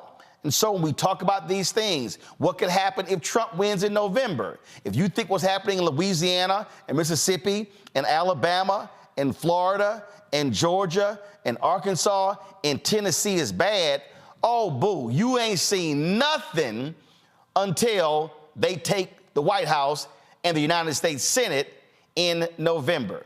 Joining us right now is Gary Chambers, activist out of Baton Rouge. Also, we have Dr. Robert Biko Baker, visiting assistant professor at the University of Wisconsin-Milwaukee. Gary, I want to start with you because we have, let's be real clear, we've got ops right now in our community. We've got black people with platforms, with following, who are saying, don't vote, don't vote, don't vote. They ain't done nothing. They ain't done nothing. I had some dude who's a foundational black American tweeting about, oh yeah, Trump 2024, we're gonna make these Democrats pay. And the reality is, and I said, well, that's pretty interesting because you say you want reparations. I said, ain't a single Republican out there standing for reparations. I said, everything on your agenda, they against, but you hollering Trump 2024. And we have to recognize that there are people who are invested in keeping black people from not going to the polls. And when that happens, then we screw ourselves because we're not taking advantage of our power. You know, Roland, you're absolutely right. We have it seems like an all-out assault from some folks in the hip-hop and entertainment industry, a lot of influencers out there. And when you say don't vote, you tell me that you fundamentally don't understand how the government works, especially if you are somebody who's paying an immense amount of money in taxes. You don't stop paying your taxes, but you're going to tell me that you're going to stop voting. Every time you go to the store, the government takes some of your money. So what you're deciding is that I'm going to let other people decide who spends my money. You're also deciding who's going to determine the key at schools. You're deciding who's going to determine who leads my police department. You're deciding who's going to determine the quality of the libraries in my community, whether or not my potholes get fixed. There are people who have the privilege of being single-issue voters. I understand the terrible genocide that is taking place in Gaza, and there's a lot of folks who are saying, well, I can't vote because President Biden is leading this effort in Gaza as far as the funding goes. Here's the reality. America has never not been bombing other countries. The reality is you just didn't know about it because you weren't tuned into what was taking place with the government that you've been funding. And so now that you're aware, not participating is not the pathway. You can't change the funding if you don't vote for the members of Congress. You can't change the funding if you don't vote for the United States senators. The president of the United States is not the only thing on the ballot, and you're short-sighted, I almost cuss, simple-minded individual if you believe that not voting for the president is hurting anybody other than you. You are hurting yourself when you don't participate in the process because you're allowing your enemies to decide who's at the table, deciding what's on the menu. I have never been in love with the party. I've never been in love with a politician. but I have been in love with black people. And for me, when I look at civil rights, for me, when I look at voting rights, for me, when I look at black investment, investment in black businesses, when I look at investment in black colleges. In fact, there was some fool on Twitter today, I might find it, who actually put out a tweet with a screen grab of the American Rescue Plan saying, see what happened when we voted, because it showed $2.7 billion going to HBCUs, but $11 billion going to Hispanic serving institutions. But this person was too stupid to realize that a Hispanic serving institution is any university that has 25% or 20 or 25% more Hispanics. Texas A&M qualifies. PWIs qualify. So this fool puts out information saying how, we lost out on funding. What he did not post was the $16 billion that HBCUs have gotten over the last 3 fiscal years. But that's sort of the nonsense that we see. And what these folks don't understand is, and it's crystal clear, these folks don't plan all of the money HBCUs have gotten, the student loan debt relief over the last 3 years. We talk about investments in black organizations. Also, not only that, under Trump, they were bundling contracts, so only large companies could compete for them. The Biden administration has been unbundling contracts so smaller businesses can qualify. None of that stuff happens if they are back in charge. That's just a fact. Amen. Amen. And when you look at what's happening across the country with community violence interruption, digital equity grants, infrastructure, you can see the Biden plan at work. And my main problem with the Biden administration is they did a very bad job telling the story. We all remember during the Obama administration, the signs, the stories, that influencers everywhere. Unfortunately, the Biden administration took a little bit too long to warm up. And I'll be honest with you, Robert. Obama was bad too. He had to come out and admit that we thought people were gonna get it, and it was like, no, bro, you got to sell it. That first stimulus bill they passed, they didn't tell anybody, and he was getting nailed. And it was like, dude, you got to sell it. This is Democrats' part of Democrats' problem. As Plies talked about, they don't know how to take credit for stuff. Right. Amen. I'm not going to debate. We can go back and revisit the Obama administration. There's a lot of things that we should have did differently, both as a community and he should have done as a brother. But he was better. He was a much better salesman, and they got a very difficult salesman at the top of the ticket. And I think that's why we need to get people like yourselves, out on the road in these battleground states really telling the story. This is a very clear issue. And I know a lot of my people come from the more radical left, and we're looking at Palestine, and it's a very horrific thing.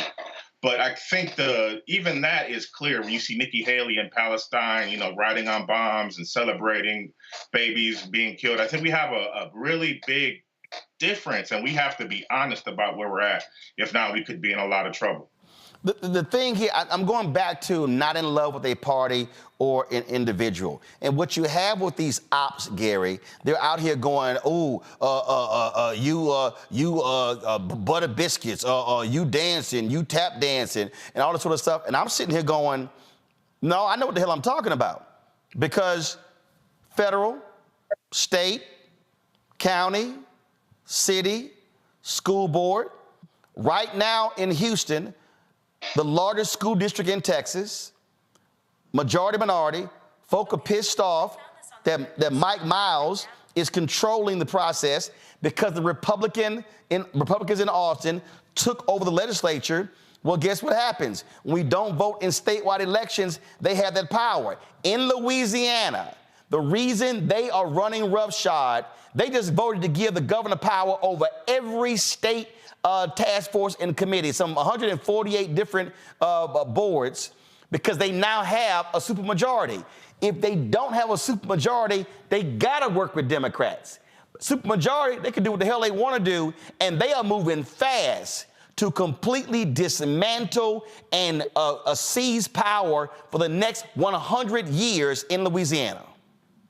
You know, the reality, Roland, is because people don't understand the power that they have in their vote, not participating in the process is how Jeff Landry became the governor. This is a man who won an election with 30-something% of the people in the state showing up to vote. He won 50+% of that vote, which was about 19% of registered voters. 19% of registered voters is less than 20%. I think it's less than 15% of the total population of the state decided who the governor is because people just didn't go to vote. When you don't vote, you give other people permission to make decisions on your behalf. When you don't vote, you allow your enemies at the table for you. More importantly, you give the ability to say that everything that you are working for in your community is not of the same value as somebody else. If you don't understand the process, just say that, but don't sit here and say that people aren't doing anything. If you're frustrated with the speed of the process, just say that, but don't say that people aren't doing anything. I don't believe in blind loyalty, and I'm not one of the people that gets invited to the White House. So when I tell you to vote, I'm telling you to vote because you need to vote for yourself, for your kids, for your grandmama and them,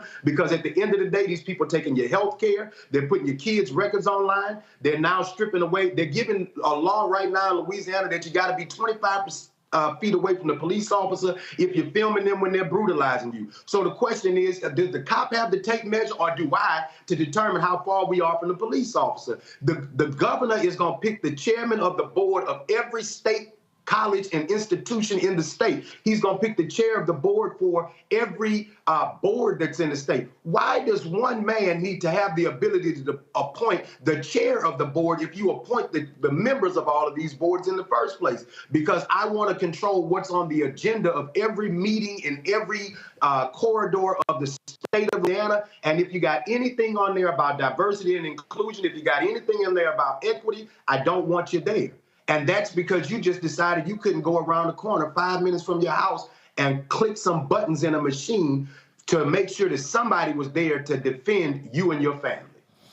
Here's the reason why this really jumped out at me, and that is when I look at various polling. Now, first of all, again, I understand a lot of these polls in terms of how some of these are. And so this was a story that was in the Hill. Share of Black Americans planning to vote drops. And it says fewer Black Americans are certain they will vote in this year's election than in 2020. Only 62% of Black voters say they are absolutely certain they will vote in November, which is a drop from 12 2020. Now, first of all, this is May.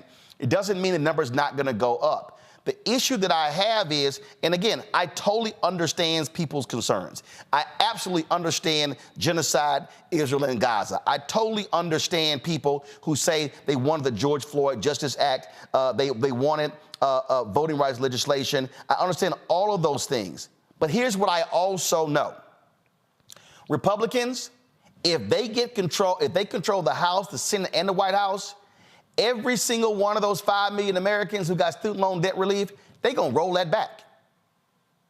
I absolutely know, and it's guaranteed, Donald Trump has already said, y'all find me the soundbite, he has already said, oh, we're going to let cops do their jobs. We're going to grant them blanket immunity. That's going to happen. You have right now 10 patterns and practices investigations, Robert, with the Department of Justice against police departments. They have been putting prison wardens, jailers, corrections officers in prison for brutalizing inmates, many of them African American. They have been shutting down banks and others, redlining Black communities.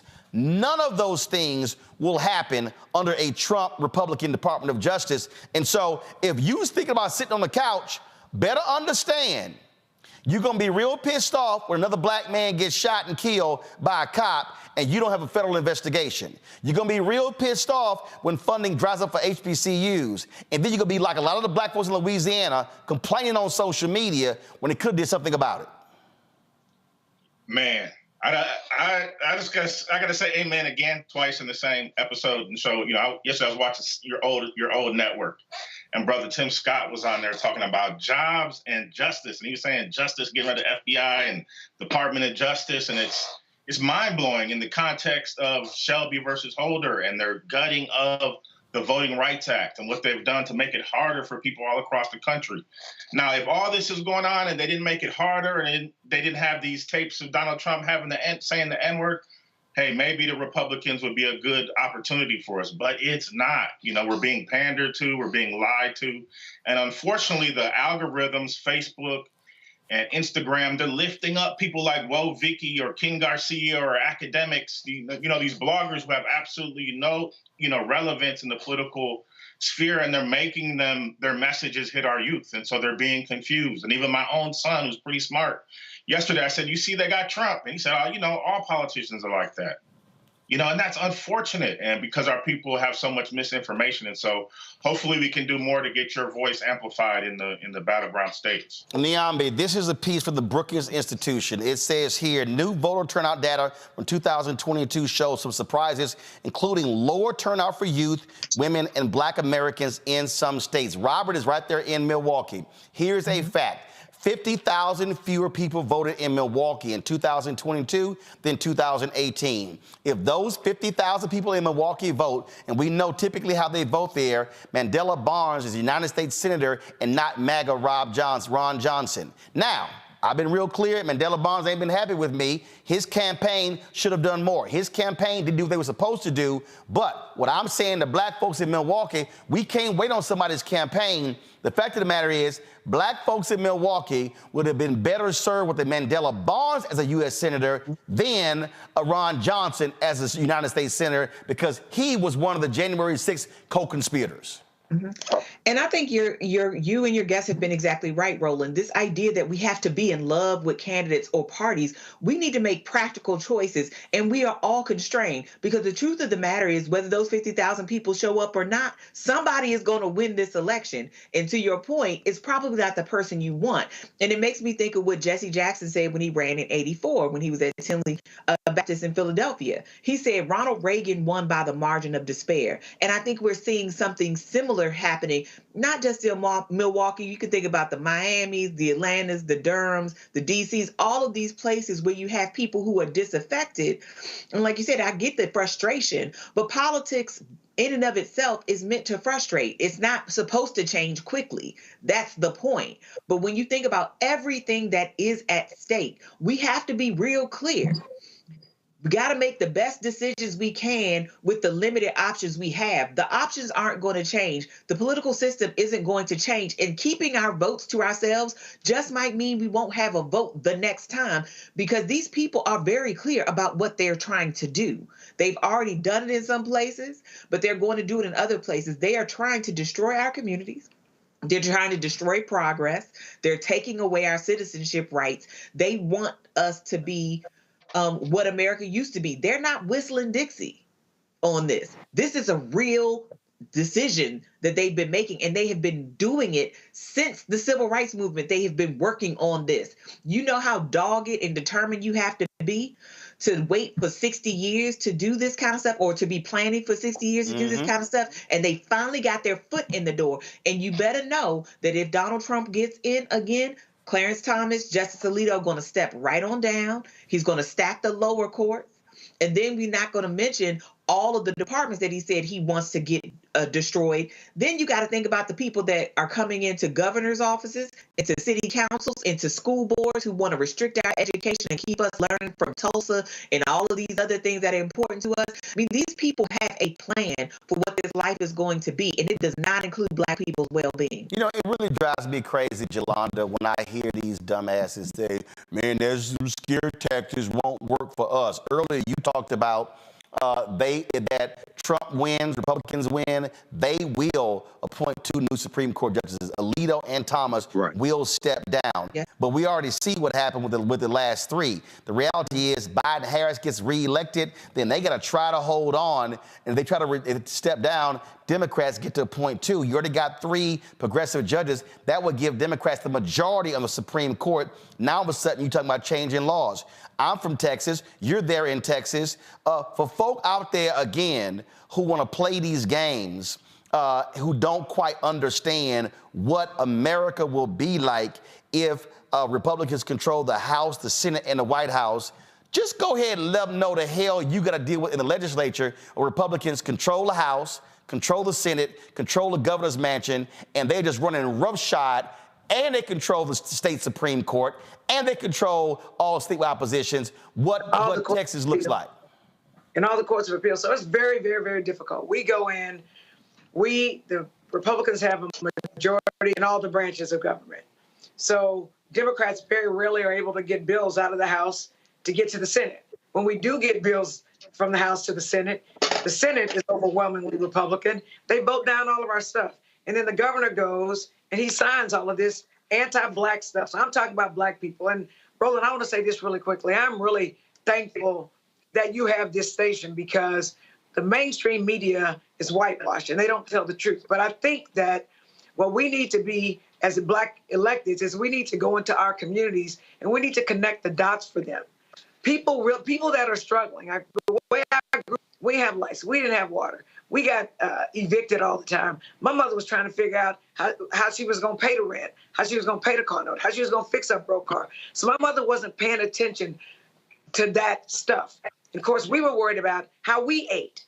So and also, Roland, there are digital divides. So some people who are poor don't have access to the internet. I say that to say this. When you're struggling, you're worried about the thing you can't pay or the thing that's keeping you down right now. We as elected officials have to go and we have to speak to people and connect the dots for them. Like you're mad that they've taken over HISD. Well, we need to have more state representatives and more state senators and a governor who appreciate public education. So you can't miss that election.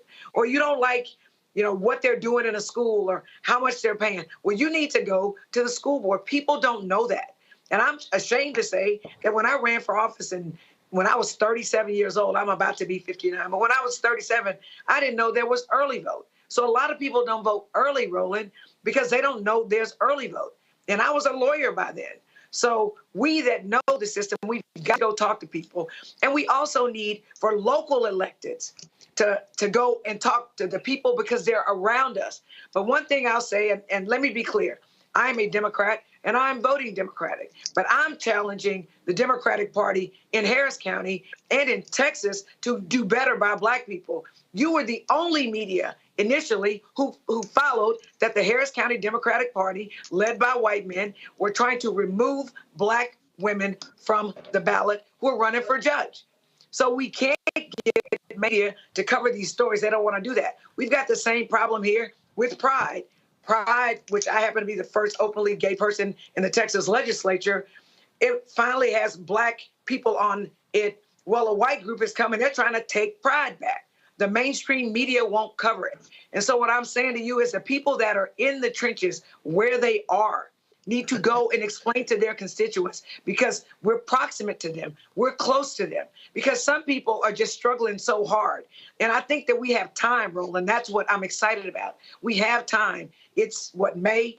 It's going to be June. So we can go out and we can make a commitment. The elected, but we have things that we can talk about. We can come to you. We know you'll talk about it. But it's way more complicated than we think, but we cannot speak over struggling people's heads. We've got to connect the dots for them. Otherwise, we are going to be apathetic and we're just tired. And the thing here, and I appreciate talking about in terms of the role of the show here, I love these fools. I love these fools. Man, you sitting here begging for the money. Guess what? Let me be real clear. The political advertising money that we got in 2020, that paid for the staff for the first 6 months of 2021 because advertising dropped. Mm-hmm. Mm-hmm. Now, all y'all fools who talking all this mess, Sinclair, right-wing Sinclair, after the 2022 election, announced they made $314 million off of political advertising. And for all y'all folk who run y'all miles talking about, man, you trying to beg for dollars, understand this here. Every media company in America, Fox, CNN, MSNBC, NBC, ABC, CBS, Salem Radio, Westwood, Cumulus, iHeartRadio, Urban One, Radio One, every single media company projects they're going to make 30 to 40% more money in an election year because of political ads, and that's going to handle their budgets in the first 2 quarters of the following year. And so you can't on one hand go, man, we got to do for self, when the reality is this here. If we're able to get 2-3 million in advertising, that's more than our fan base is giving. And that keeps me from having to keep begging folk to give, because they should be advertising on this platform just like they do on all the other networks. We talked about connecting the dots, and that's what all this is about. Rob, I'm gonna come back to you before I go to Michael. Here's the thing, and for the folk who don't understand, Robert, you're there in Milwaukee. Who is more likely to meet with and communicate with black people in Milwaukee? Would it have been a Senator Mandela Barnes and his staff, or Ron Johnson and his staff? I mean, that's a no-brainer. You know, salute to Mandela Barnes. And you have me on right after the election, and I have my own problems with the way he ran his campaign, but that's a no-brainer. Mandela is still out in the community, and I just saw him at an event with Vice President Kamala Harris, and he was there smiling and shaking hands, so that's a no-brainer. Well, no. So the reason I'm asking the question, because part of this thing that I need people to understand is that a lot of the issue with politics, Michael, is access. One, can you even get them on the phone? Two, can you even get a meeting? Three, can you get a meeting to make demands? It's one thing to say, we want this. It's something else when they don't even return your phone calls. Right? You just had a runoff in Texas. Dan Phelan, who's the Speaker of the House, got reelected. The Republicans said the only reason he won the runoff because Democrats crossed over. It doesn't matter if he went, they are his constituents. But the way Republicans operate, we don't even talk to Democrats. So I'm trying to tell our folk, this is why we got to understand who's in power. Yeah. And that last word that you mentioned, Roland, is key: power. And this is what I've explained a number of times on this show. We have to explain to our people that you don't vote for exercise, you vote for power. You vote for policies that are beneficial to you, your community, your people, policies that are good for African Americans, are good for America in general. You have to look at why Republicans work so hard to suppress our vote. Why Shelby County versus Holder U.S. Supreme Court case 2013 was filed? Because they've been trying to repeal or weaken the Voting Rights Act since 1965. Okay, and then when we look at those who are in support of a ceasefire in Palestine, and they're saying they're not going to vote for Joe Biden, they're going to go do something stupid like vote uncommitted. Well, if you listen to Donald Trump said he will cut off all humanitarian aid to Palestine. Number one. Number two, when he was in power, when he was in office, he banned Muslims coming from 7 countries. 3, Netanyahu wants Trump in office as opposed to Biden because he knows Trump will allow him to do whatever he wants to do. So we have to understand consequences. And I wanted the two brothers just to talk about how they explain to people on the ground, how they connect policy to conditions, because a lot of this is disconnected from us. We hear these different laws, we hear policies, we hear American Rescue Plan, things like this. But if you can just give us one, if you don't mind, 1 or 2 examples of how you connect actual policies in existence to conditions to connect the dots for people. Gary, you first. One of the things that I've thought is critical is that, you know, if you are not having conversations with the people that are running in your local community about what's taking place, then you can't expect those people to deliver on something that you're not putting a demand on.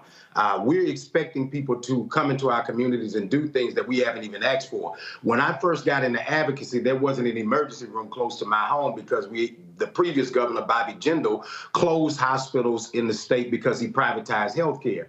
Black folks helped elect John Bell Edwards that expanded Medicaid expansion, and then we put a demand on it that we wanted an emergency room. Now there's a $10 million investment after the term of John Bell Edwards where an emergency room is within 2 miles of my home. When you talk about police policy, after Alton Sterling was killed, we had a mayor in our city who was ignoring the calls of the community to change police policy. I don't know how many times I've come on Roland's show and talked about the advancement and the things that we've changed as a result of making Mayor Sharon Weston Broome the mayor. Matter of fact, we had the chief go viral because he was challenging the city council about the things that he was doing to hold police officers accountable in Baton Rouge. That doesn't happen if we don't elect the mayor and we're not involved in the conversation.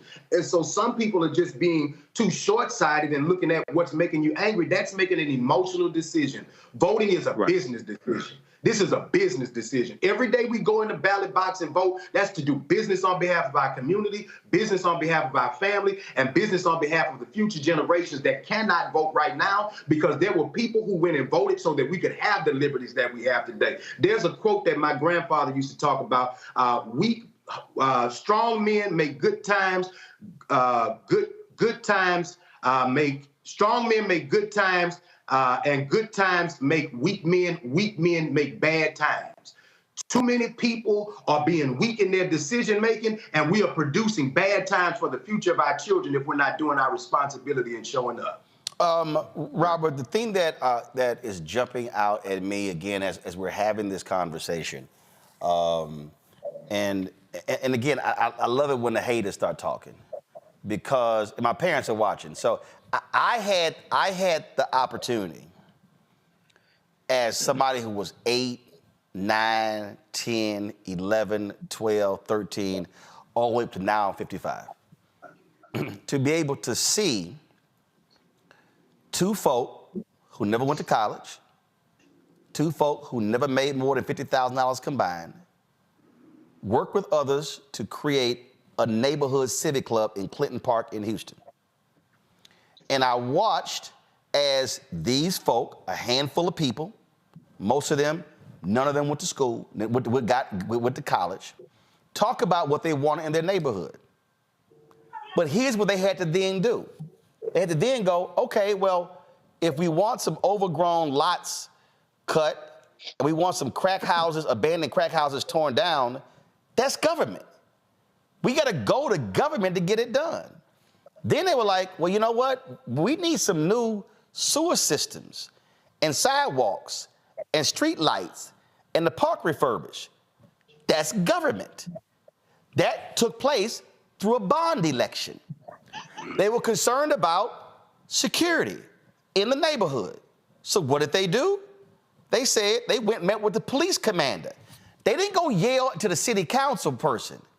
Who was the commander over the area where we lived and knew him on a first name basis. I remember there was a little young white cop. My brother, he was at Texas A&M. He was a freshman. I was a senior at Jack Yates High School. And they stopped by our house from a choir event in Beaumont, and they were lying in the street. Well, the cop decided to come down, blaring his horn, tell them to move their cars, said a fire truck couldn't get down. It was crazy. So my dad was pissed off. And they called the commander, I need everybody listening, called the commander and had that cop come back to our house to apologize. That doesn't happen if you don't understand how government works. Now, imagine if my parents didn't vote. Imagine if the folk in the neighborhood club didn't vote. Ain't nobody taking their phone calls. Ain't nobody listening to them.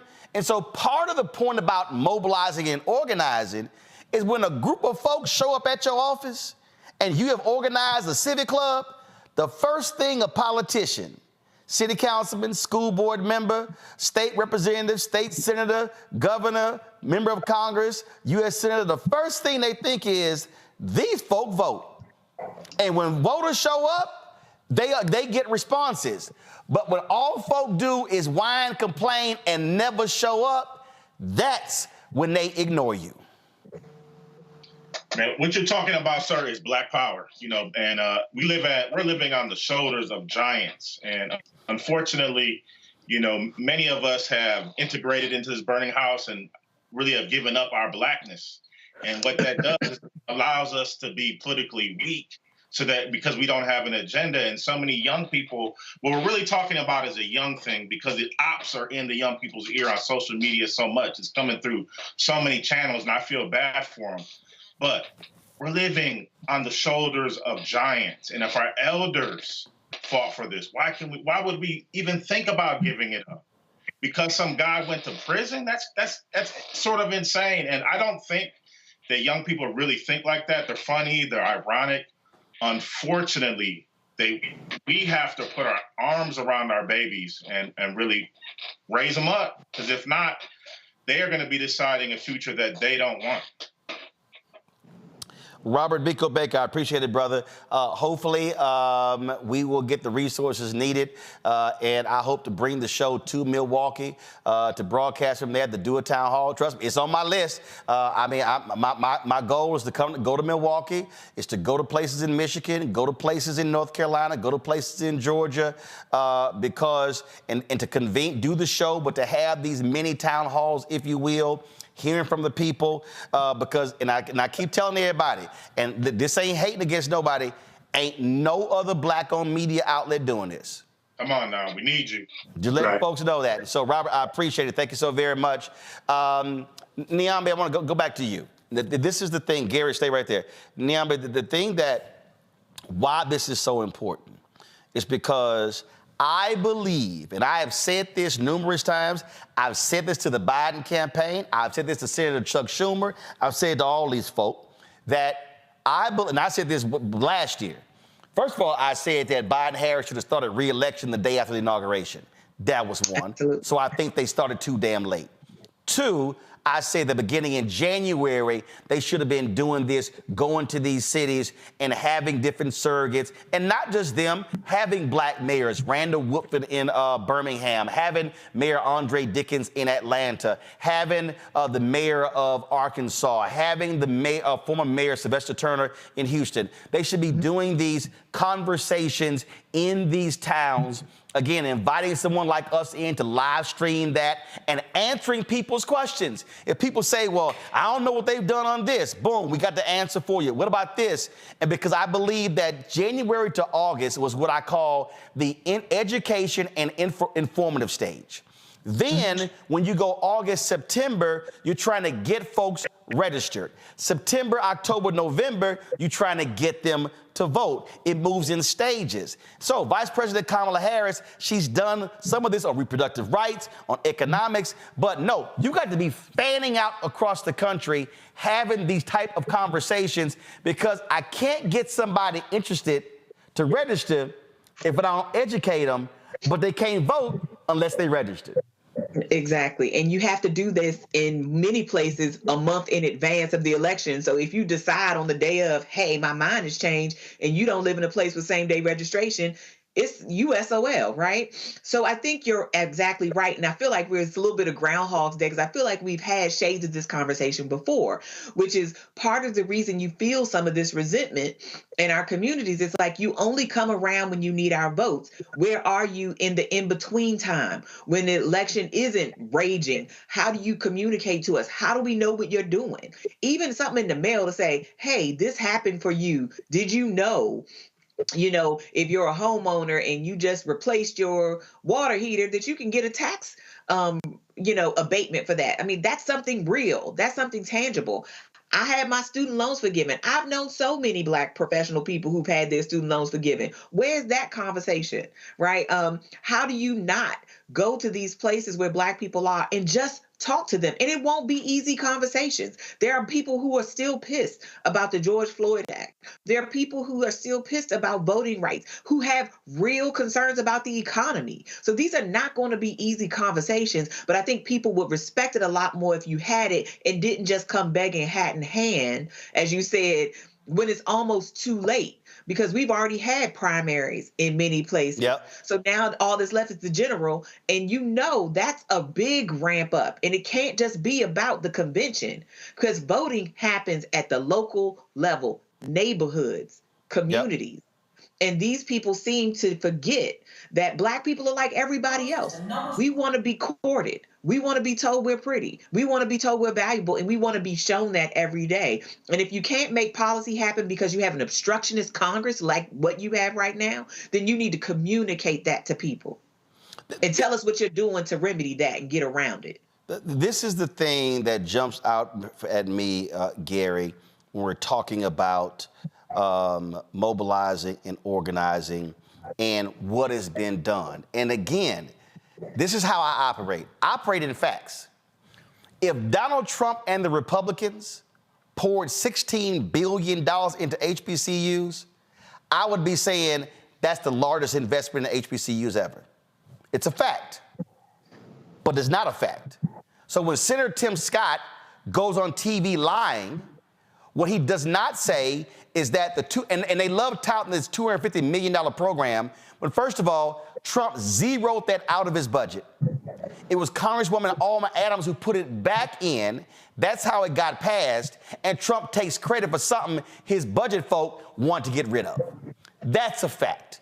If the Republicans had appointed 58 Black judges out of the 237 Trump appointed, I would be saying they appointed the most Black judges of any president in history. They didn't. Of the 237 judges Trump appointed, 4% of those judges were Black. Fact, Biden-Harris, they appointed 200 federal judges so far. Go to my iPad. 58 of them are Black.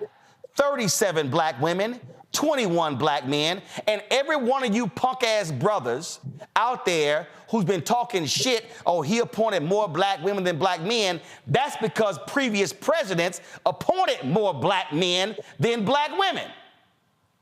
For folk who don't understand facts. And so this is where, when somebody comes at me, I'm just answering with fact. And the fact of the matter is, if Biden-Harris has done this in student loans, this in HBCUs, this in fund, I'm going to lay it all out, and I'm going to compare it to what Trump has done. To me, this is an easy-ass vote. It's not difficult at all. You know, you don't have to be a chief spokesperson for Joe Biden to do what's in your best interest. And I think that, you know, there's a host of things that we can complain about with the Biden administration, but we also have to be honest. When you look at the stabilization of what he did after COVID, because Donald Trump left us in a mess while a bunch of your grandmothers were sick or dead as a result of COVID and the pandemic, when you look at the ability to pass the infrastructure plan, the reality is government is like a big boat, not a speed ship, not a speedboat.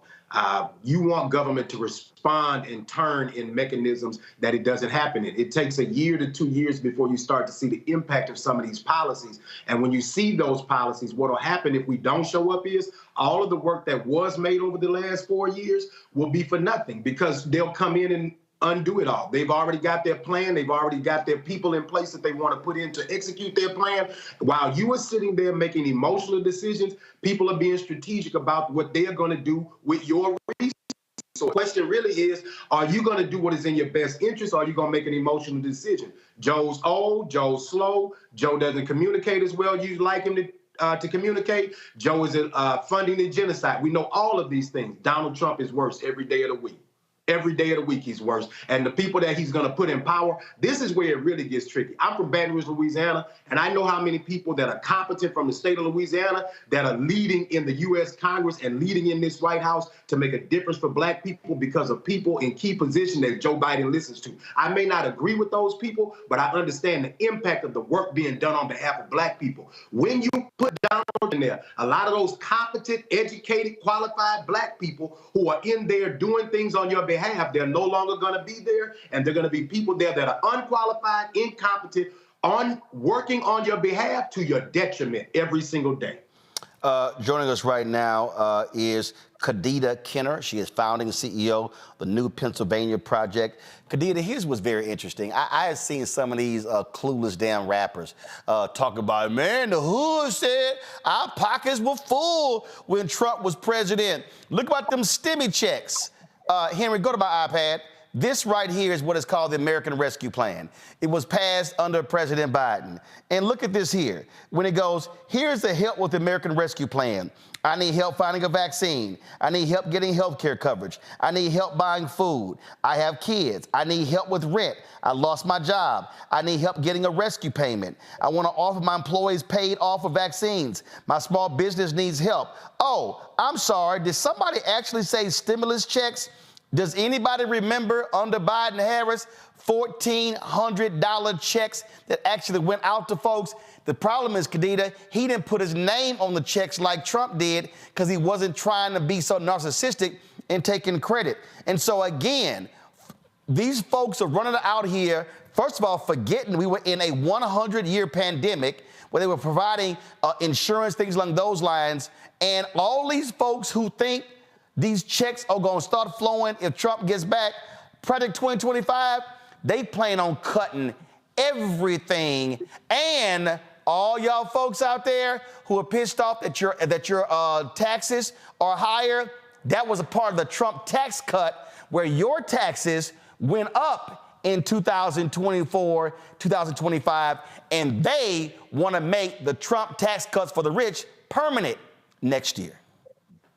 Absolutely, and that's what we're dealing with right now is overcoming the misinformation and the disinformation. I can't tell you how many people we're coming across here in Pennsylvania on the ground who have no idea who was actually responsible for these pandemic checks. And as you mentioned, because his name was written in the letter that came enclosed with the check, multiple people believe that it was Donald Trump that was responsible for these pandemic checks. And so we are spending so much time on the ground right now trying to overcome the misinformation and the disinformation, we can't get to the prime purpose of our work, which is to do voter registration here in Pennsylvania and turn out Black folks to vote. We have to overcome the misinformation that is keeping folks from wanting to be registered to vote. And I'm here to tell you today, as an organization that has registered 40,000 Pennsylvanians to vote in the last 2 years, we have people who are registering to vote who choose not to be aligned with any political party because they're not sure of who does what and when.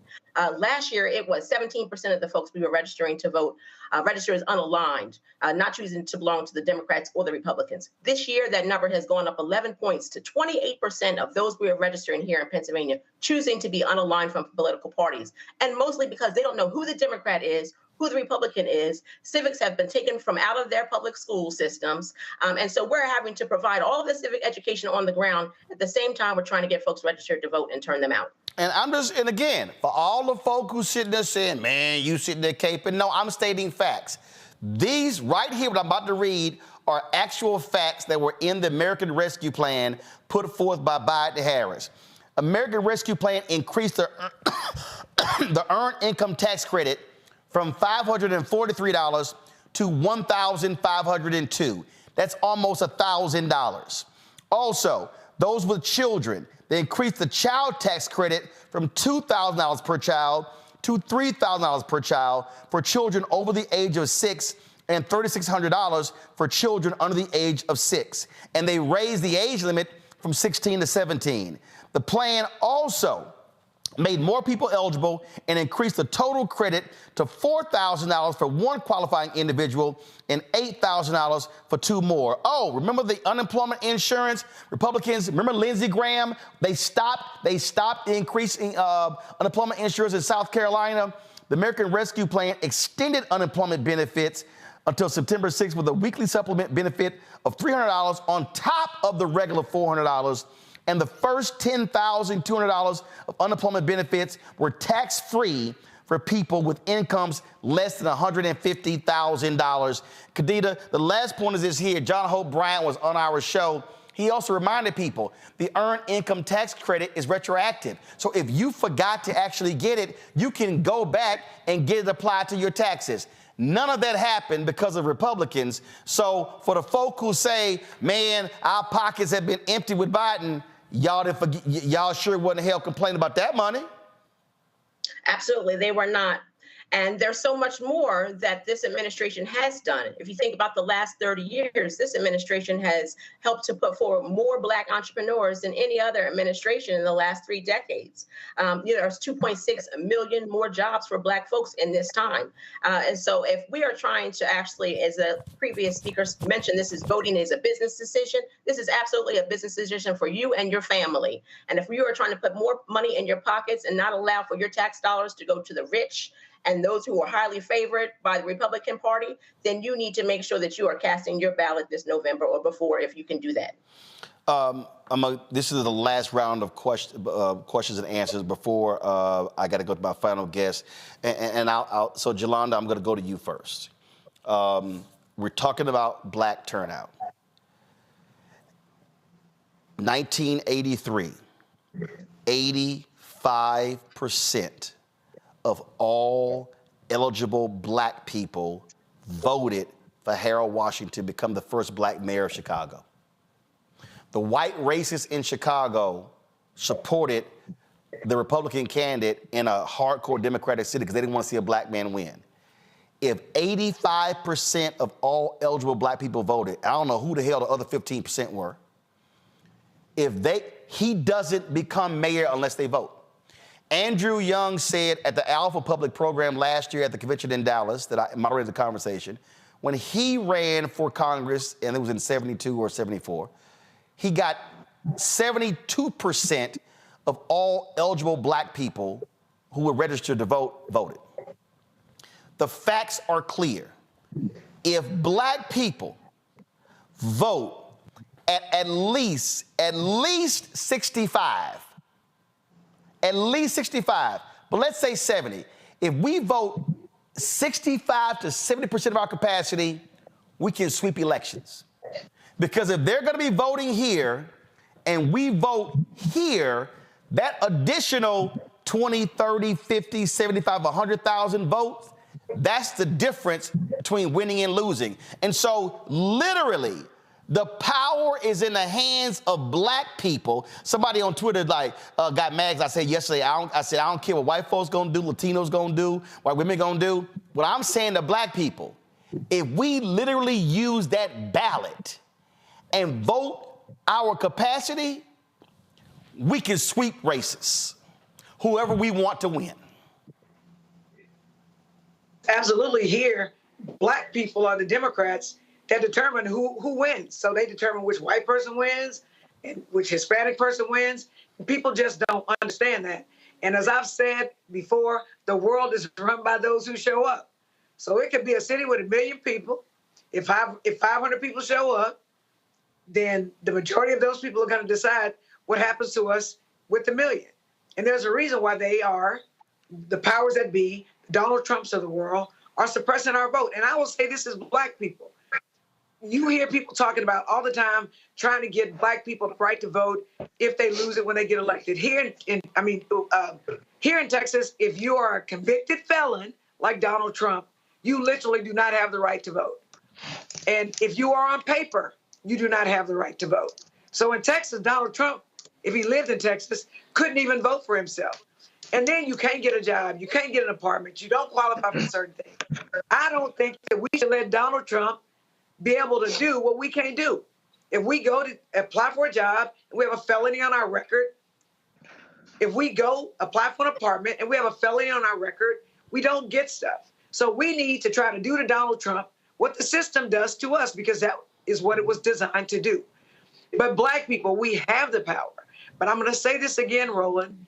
We've got to connect for people. Yes. People just don't know. They don't know Absolutely. that government are the ones who put the sidewalk around Kelly Courts, in Houston, which is a North Side Section 8 place. They don't understand that they put lights in Law Park in Sunnyside where they were dumping dead bodies and crime was taking place. They don't understand that. They don't understand like your parents did in Clinton Park.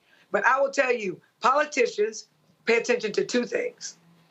The first thing they pay attention to is people with money. Most of us don't have money like that.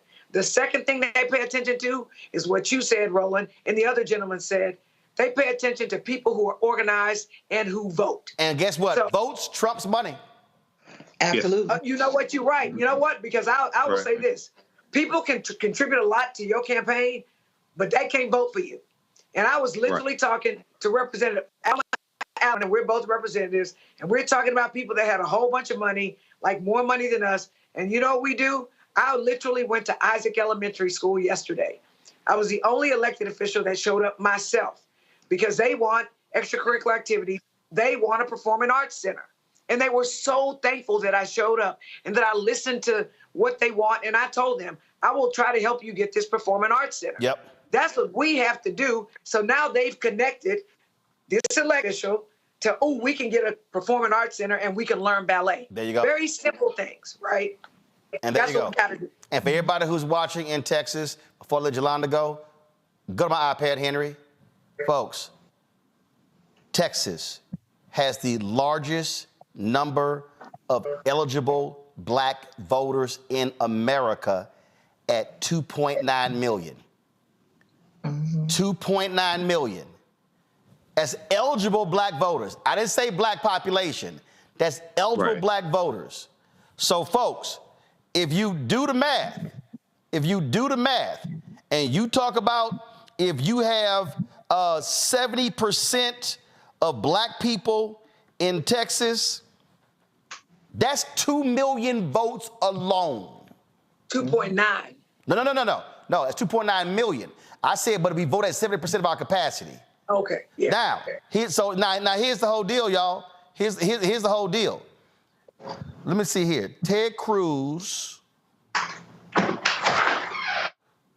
Beto ran against Cruz, and he ran against Abbott as well. Yeah, Ted Cruz beats Beto. I just want to see the vote total. Hold on one second. Vote total. So right here, the vote total was Cruz 4.2 million, Beto 4 million. If we voted at 7% of our capacity, we alone deliver half of the votes needed to win. But guess what? Makes it harder if we vote at 30%. 40%. That's how the game changes. Representative Jelana Jones, I appreciate it. Michael, your final comment. This is a fantastic conversation. You talked about the American Rescue Plan. Rolling two quick things. Number one, no Republicans in the House or the Senate voted for the American Rescue Plan. We have to drive home that point. The only reason why that got passed is because of Democrats. One, two, Vice President Kamala Harris was the tie-breaking vote in this. It was 50-50. She was the top-ranking vote. So all these people out here saying Vice President Kamala Harris hasn't done anything, the reason why you got those $1,400 stimulus checks plus was because of that black woman. Call her whatever you want to, but that's why you got them. And you're at whitehouse.gov, Roland. Fantastic website. Everybody look at, and Roland, if you could bring this up quickly, the Biden-Harris administration advances equity and opportunity for black Americans and communities across the country. I refer to that oftentimes. That's a 36-page document at whitehouse.gov that breaks down category by category how the policies of the Biden-Harris administration are helping the African-American community. Republicans overwhelmingly voted against these policies or are against them and will reverse them if they get back control of the White House, the Senate, and keep control of the House of Representatives. Elections have consequences. Michael, we appreciate it. Thanks a lot, Niambi. No, I was going to say, you were talking about what black people voted at their capacity can do. I mean, we see Wes Moore in Maryland, right? I mean, he's the only black governor currently serving. Maryland, 1 in 3 voters in the state of Maryland is black, right? And it was because 80% of the black vote said that they were going to turn Wes Moore, and did, because only about half of white voters were going to turn out for him. So it actually does matter, and it particularly matters at the margins. Like when you show in Texas, you're talking about a few 100,000 votes, which seems like a lot, but it's really not. So we're not talking about massive blowouts in a lot of these cases. We're talking about thousands of votes, in some cases handfuls, as we saw in the presidential election. So, I mean, I think part of the issue we have, again, I go back to Jesse Jackson, is that you had people not mobilized and people who were left kind of out of the equation. And then when you looked up, it's like, we need those people. We waited too late. And then the election is over. Absolutely. Well, appreciate it. Let me now go to, let's see here, Kanita.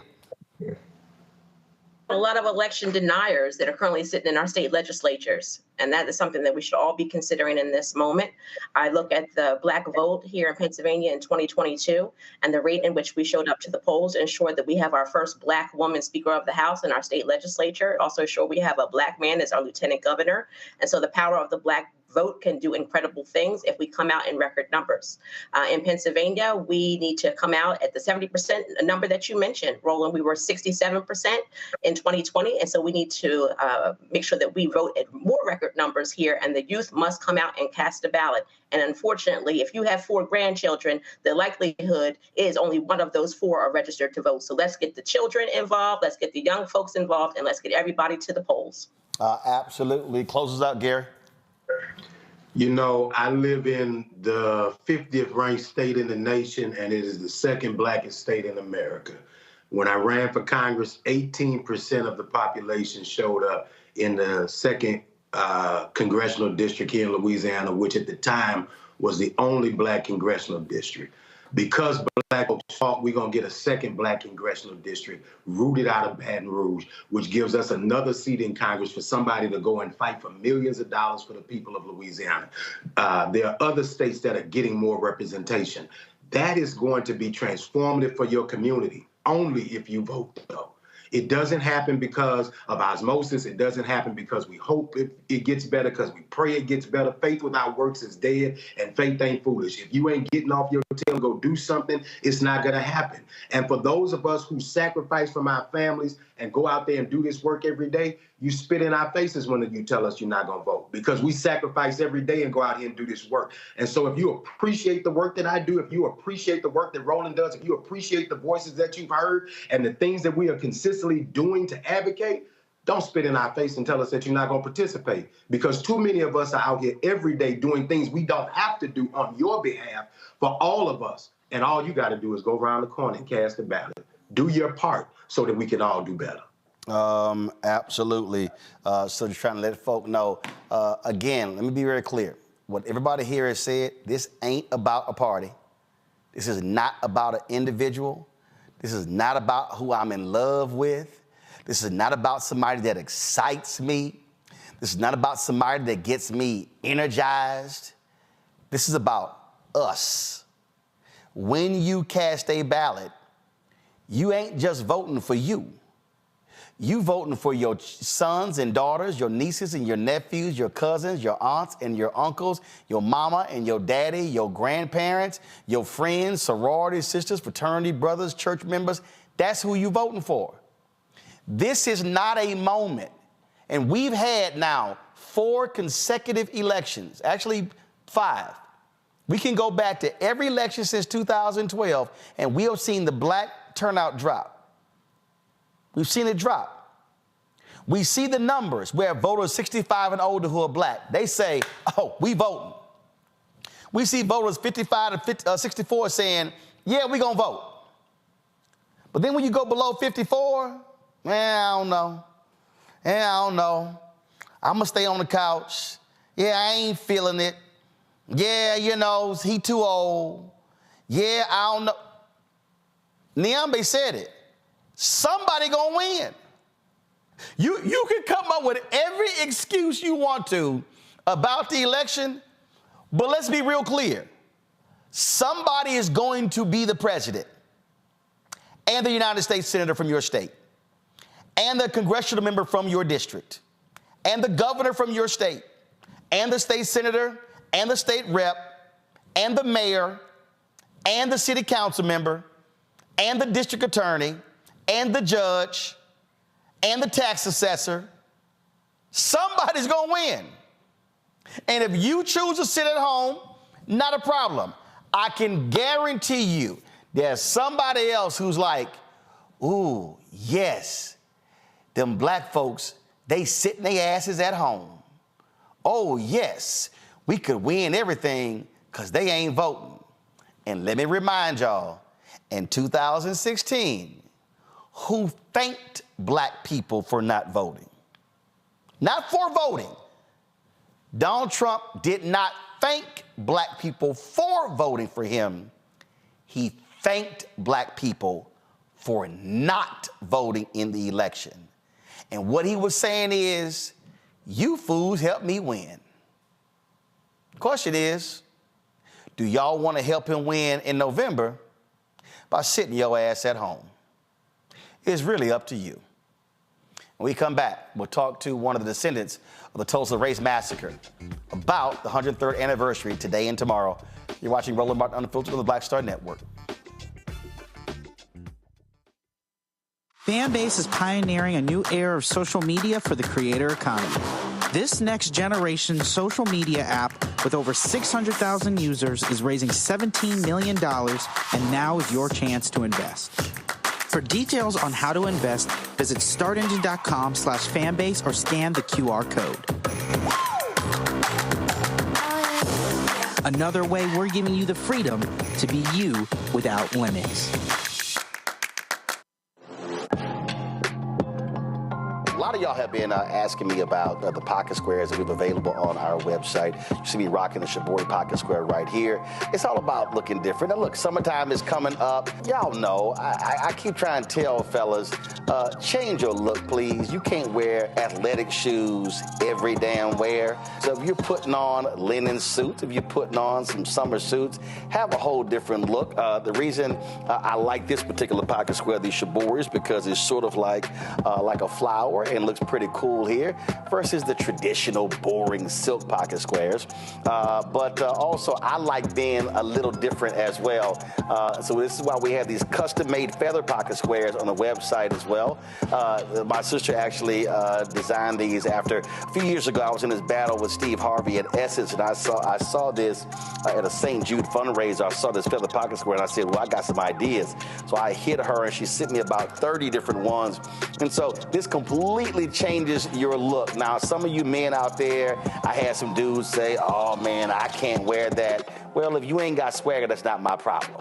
But if you're looking for something different to spruce up your look, fellas, ladies, if y'all looking to get your man a good gift, I've run into brothers all across the country with the feather pocket squares saying, see, check mine out. And so it's always good to see them. And so this is what you do. Go to RolandSMartin.com/pocket squares. You can order Shibori pocket squares or the custom-made pocket squares. Now, for the Shiboris, we're out of a lot of the different colors, and I think we're down to about 200 or 300. So you want to get your order in as soon as you can, because here's what happened. I got these several years ago, and the Japanese company signed a deal with another company, and I bought them before they signed that deal, and so I can't get access to any more from the company in Japan that makes them. And so get yours now. So come summertime, when I see y'all at Essence, y'all could be looking fly with the Shibori pocket square or the custom-made pocket square. Again, RolandSMartin.com/pocket squares. Go there now.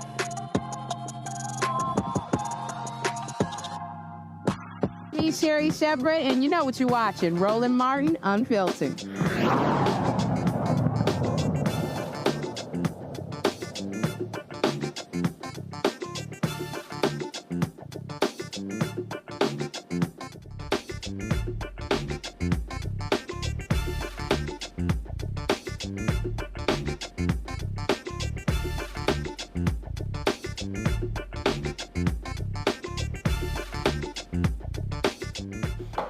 103 years ago, tonight and tomorrow, a vicious mob of white domestic terrorists burned down Tulsa's Greenwood district, the predominantly black neighborhood that was a thriving economic, social, and cultural hub known as Black Wall Street. The Greenwood district was reduced to rubble during the murderous terror unleashed beginning on May 31st, 1921, spanning into June 1st, 1921. It was the first time that literally Americans were bombed from the air. No, not 9/11. It was Tulsa, called the Tulsa Race Massacre. Raven Williams is the great-granddaughter of A.J. Smitherman. He's the co-founder of the historic Black Wall Street. He also, of course, was the publisher of the Tulsa Star. She joins us from St. Petersburg. Raven, glad to have you here. I'm going to be in Tulsa tomorrow. They're having the celebration there. Two of the last living folks from that era will be there tomorrow. We look forward to being there tomorrow. And you continue to have, obviously, folk talk about Black Wall Street, Black Wall Street, Black Wall Street, Black Wall Street. But that wasn't just, that wasn't just a thing thrown out. This was a real thriving deal. And in fact, it was rebuilt after it was also burned down. But a lot of those folks who were there also left, like your great-grandfather.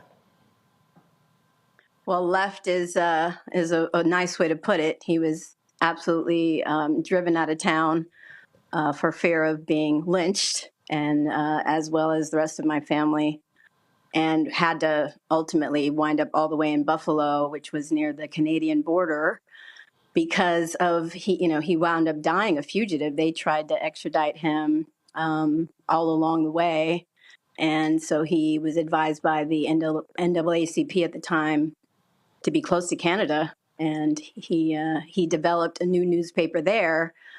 But yes, many had to leave, so it wasn't a choice on his part. There are many folks who are trying to do their part to keep the memory alive. Justice for Greenwood is doing their battle. You're working on some efforts as well. Talk about that. So I'm launching on Juneteenth, launching a platform called Black Wall Street 100. And you can find that at blackwallstreet100.com. And it's a podcast and a community, because really what I feel like we need more than ever is to join as a community to have, and there's many, online hubs. I'm making this platform on a platform that's independent. It's not on Facebook or YouTube or one of the social media platforms that we don't really have control over. So this platform is something that anything I post and anything that we post as a community, no one has a filter. There are no algorithms that are going to keep the information away, but it's a classroom platform that's going to be teaching things, because as we know, there's such an effort to make sure that these things can't be taught in schools. But, my great-grandfather was about, as he had to be, and every person, Black person in that generation that wanted to build had to be, was about doing things ourselves, because no one was helping us then. And if no one really, if people aren't wanting to help us now, that's okay. We can help ourselves. I really believe in that. I believe that that's the spirit of Black Wall Street, and that's why it's called Black Wall Street 100, because 100 years later, we still have the same blood running through our veins. And I know I feel my great-grandfather's blood running through mine, and that's why I created the platform. And so, obviously, you have the platforms be open to anybody. And look, there's also needed, because we're seeing how Republicans are attacking Black education all across public schools. Public schools, and then private schools. Some have already have that agenda. And I think that school in general, institutions, universities, if you look at the statistics, they're on the decline, and what's on the growth is online learning platforms. And so that's another reason why I'm investing in that platform, as well as the fact that it's global. We can reach anybody with this education. The platform is very, very heavily rooted in teaching AI to our folks, because I believe that we, as people with AI, is such an incredible resource, and a lot of people give it a bad rap. But people are like, "Oh, it's the enemy." Well, I've been taught, if something's the enemy, keep your friends close and your enemies closer. So I started digging in late 2022, and just like any other form of technology or media, it's what you do with it.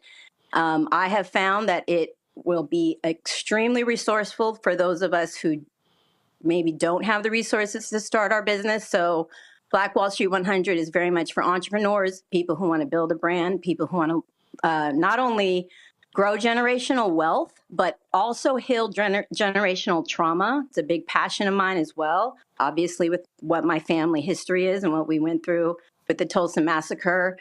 I have had to heal a lot of generational trauma as well, and helped a lot of people do the same. So it's a mission and passion of mine as well. So what do you hope folks will gain out of it, and what do you want to do beyond this? So I would like people to go to blackwallstreet100.com and sign up to the community. There's free resources there. I will have a podcast that's, like I said, launching on Juneteenth, that I have a huge network of Black entrepreneurs, Black business people, Black health practitioners, mental health practitioners, and AI experts. So I am going to be able to provide such resources there. So that's what I hope. I just hope that we can be a community, share resources. I have so many people who have actually been asking me to launch this platform for a while. So I'm just very glad that I'm finally able to do it. Technology has kind of caught up to the vision. All right, then. Well, look, again, tell people where they can go to check it out beginning on Juneteenth. BlackWallStreet100.com. And for your audience only, you're getting the first exclusive here. It's already up for you guys, so go ahead and join. But the official launch of the podcast and much more content will be available starting Juneteenth. But you can go on now. All right, Raven, we appreciate it. Thanks a lot. Thank you so much, Roland, for having me. Folks in Tulsa, I will be there tomorrow. Here we go to my iPad. The Black Wall Street Legacy Festival 2024 presents Anthony Hamilton. And so, again, that's going to be tomorrow, June, at the historic Greenwood District. For more information, go to blackwallstreetlegacyfest.com. Folks, that is it for us. So I appreciate all the guests we had on today's show. Thank you so very much for you joining. Be sure to support the work that we do here. Join our Bring the Funk fan club. Your dollars make it possible for us to do the work that we do. And so you can give checks and money order to P.O. Box 57196, Washington, D.C. 20037-0196. Cash App is $RM Unfiltered. PayPal R Martin Unfiltered. Venmo is RM Unfiltered. Zelle, Roland at RolandSMartin.com, RolandMartinUnfiltered.com. Then, of course, download the Black Star Network app, Apple phone, Android phone, Apple TV, Android TV, Roku, Amazon Fire TV, Xbox One, Samsung Smart TV. Be sure to get a copy of my book, White Fear, How the Browning of America is Making White Folks Lose Their Minds, available at bookstores nationwide. Get the audio version on Audible. And I got 300 copies of my book, The First, from my brother's house in Houston and my house in Dallas. That's it. If you want to get an autographed copy, folks, and I'm autographing them this weekend, I'm mailing the books on Monday. A bunch of y'all keep hitting me up, but I just got the books, y'all.